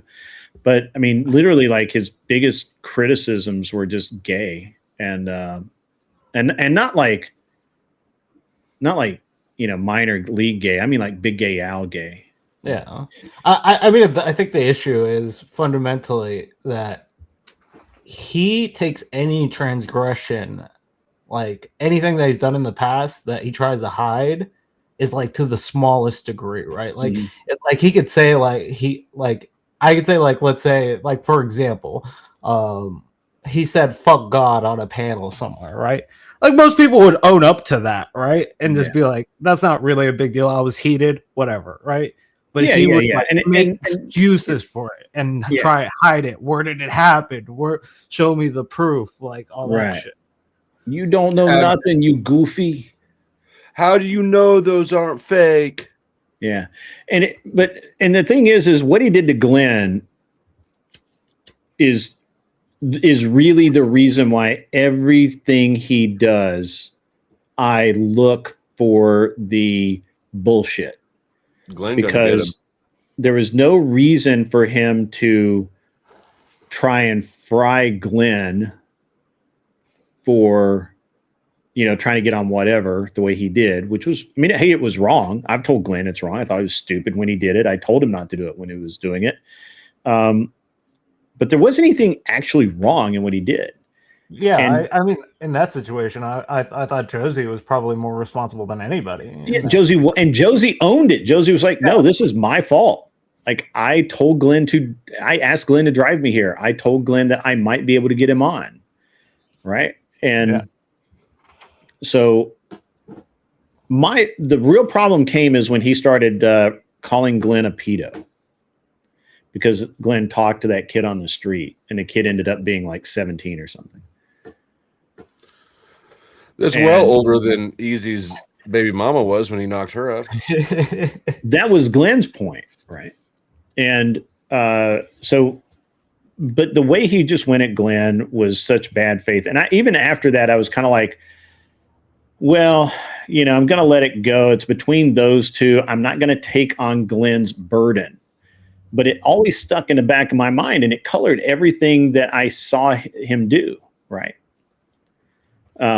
Like every time he would there was an interaction where there was something kind of weird, like when him and Flo started going back at it, when him and basically anybody go at it, in the back of my mind, I'm like, you can't trust anything he says, because you can't go with anything he says, because he just lies and he makes shit up. Yeah. And every time he talks, I'm like, what are you lying about? What are you making up? How do you, and that's something I don't do with Flo. If Flo tells me something, I'm like, okay, he's telling me, especially if he says no bullshit, this is what happened. I think I'm going to go with it. It's the truth. Yeah. And I think that most people operate that way in this space, right? They might mislead you a little bit if it's something where they're joking, or it's for a bit, or they got you on a panel and they're just kind of bullshitting with you.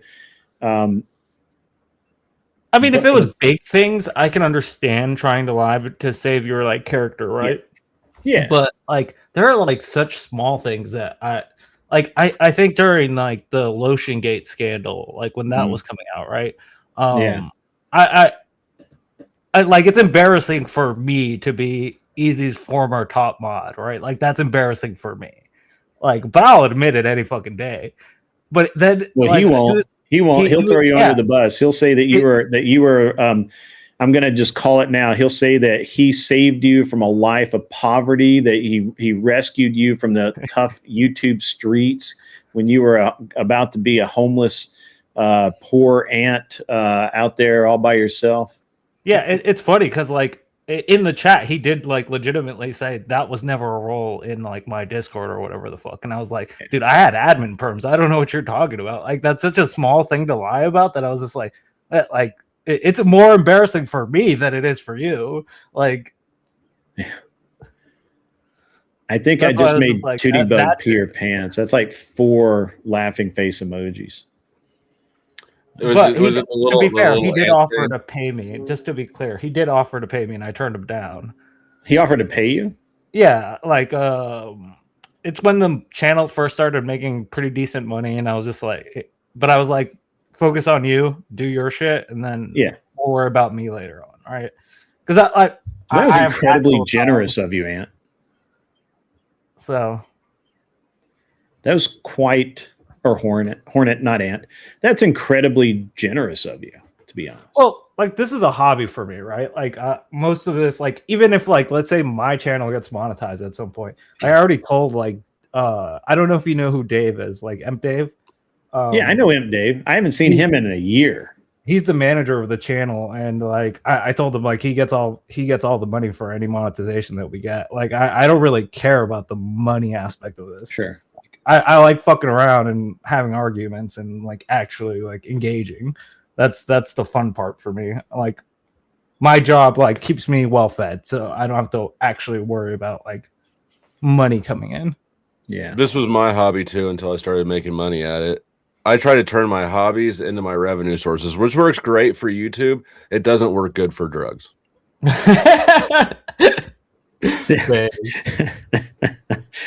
Yeah. I'm sure you figured that one out. It took me a handful of arrests, but eventually I got a handful of arrests. My God. You know, there's nothing is quite as low as having to call your mom from jail going, I'm in jail again, Mom. Right? Again, the word again. Hey, here's the thing though, man. You still don't have face tattoos, bro. No. I have one tattoo. It's not very good. It's in the middle of my back. I got it when I was 18 and I never got another one for two reasons. One, I'm kind of a pain bitch and I don't appreciate that feeling. Two, I like being able to just blend in and look like a normal gray person, right? There's nothing, I'm not especially tall, especially fat, you know, I'm just another white guy. Kind of like that. Yeah.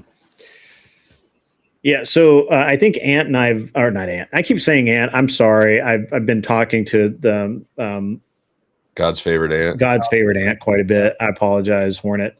I think you and I were on a panel or a debate or something at one point in time, and I remember that you were pretty good faith. So I do apologize that I avoided you, shockingly awkward, for so long. But it was literally Speakeasy gave me like 8 names of people to avoid. Oh yeah, I saw. And they're all cool with me now. Like literally every single one of them, they're all cool. It is funny that a lot of the names out there were like former mods of his. Like when you're telling people not to engage with your former mods, I feel like that should be like the kicker. Everybody but me and Lindsay, I think, was a former mod. Neve and Resto weren't mods. They just kind of like came over and had their Resto wasn't? I thought Resto was a mod. No, Resto likes to claim that he was a mod and all that other shit, but like I think Crab talked about it on your show. Yeah. Crab said, yeah. Is somebody live that I could raid right now? I've got to get out of here. I got to go pick my kid up and take him to his church retreat. I have no idea. Yeah, I have no clue. I haven't looked. Somebody give me somebody to raid really quick because I got to get out. I got to get on up out of here. But and I don't mind. Look, I don't mind. I find it interesting that people live in echo chambers where they don't talk to liberals, they don't talk to leftists, they don't talk to socialists and communists and all those people. First of all, I enjoy making fun of them, and second, I mean, echo chamber much. Yeah, I mean, I like going into places. Like, I think that's what gravitated me into Easy's like community early on, because I like going into places where I like strongly disagree with like people. Like, that's typically where I think we could see multiple times on like Flow Show. I go up there and just yell at everybody for like random shit. I just lost my train. Oh.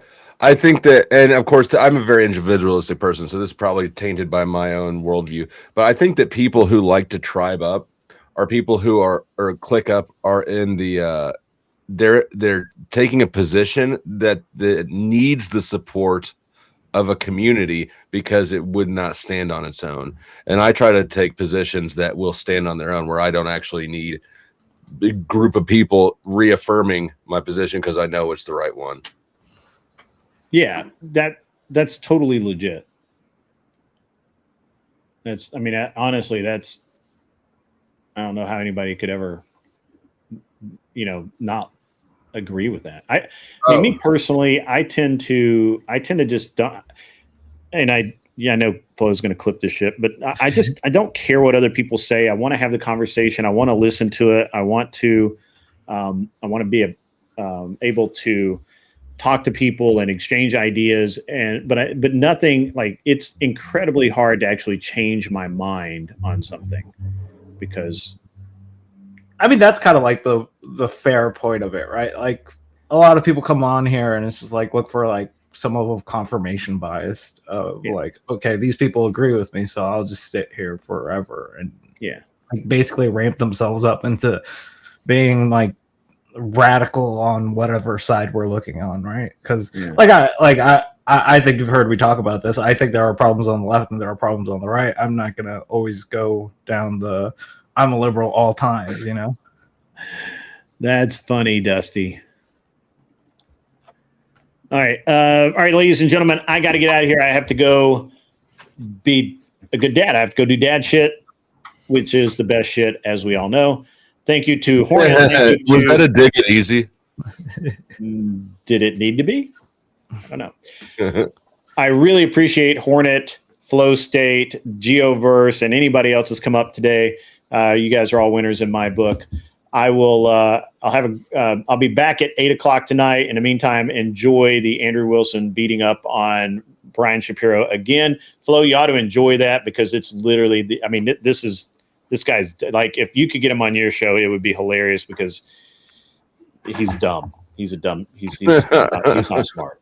He is the opposite of smart.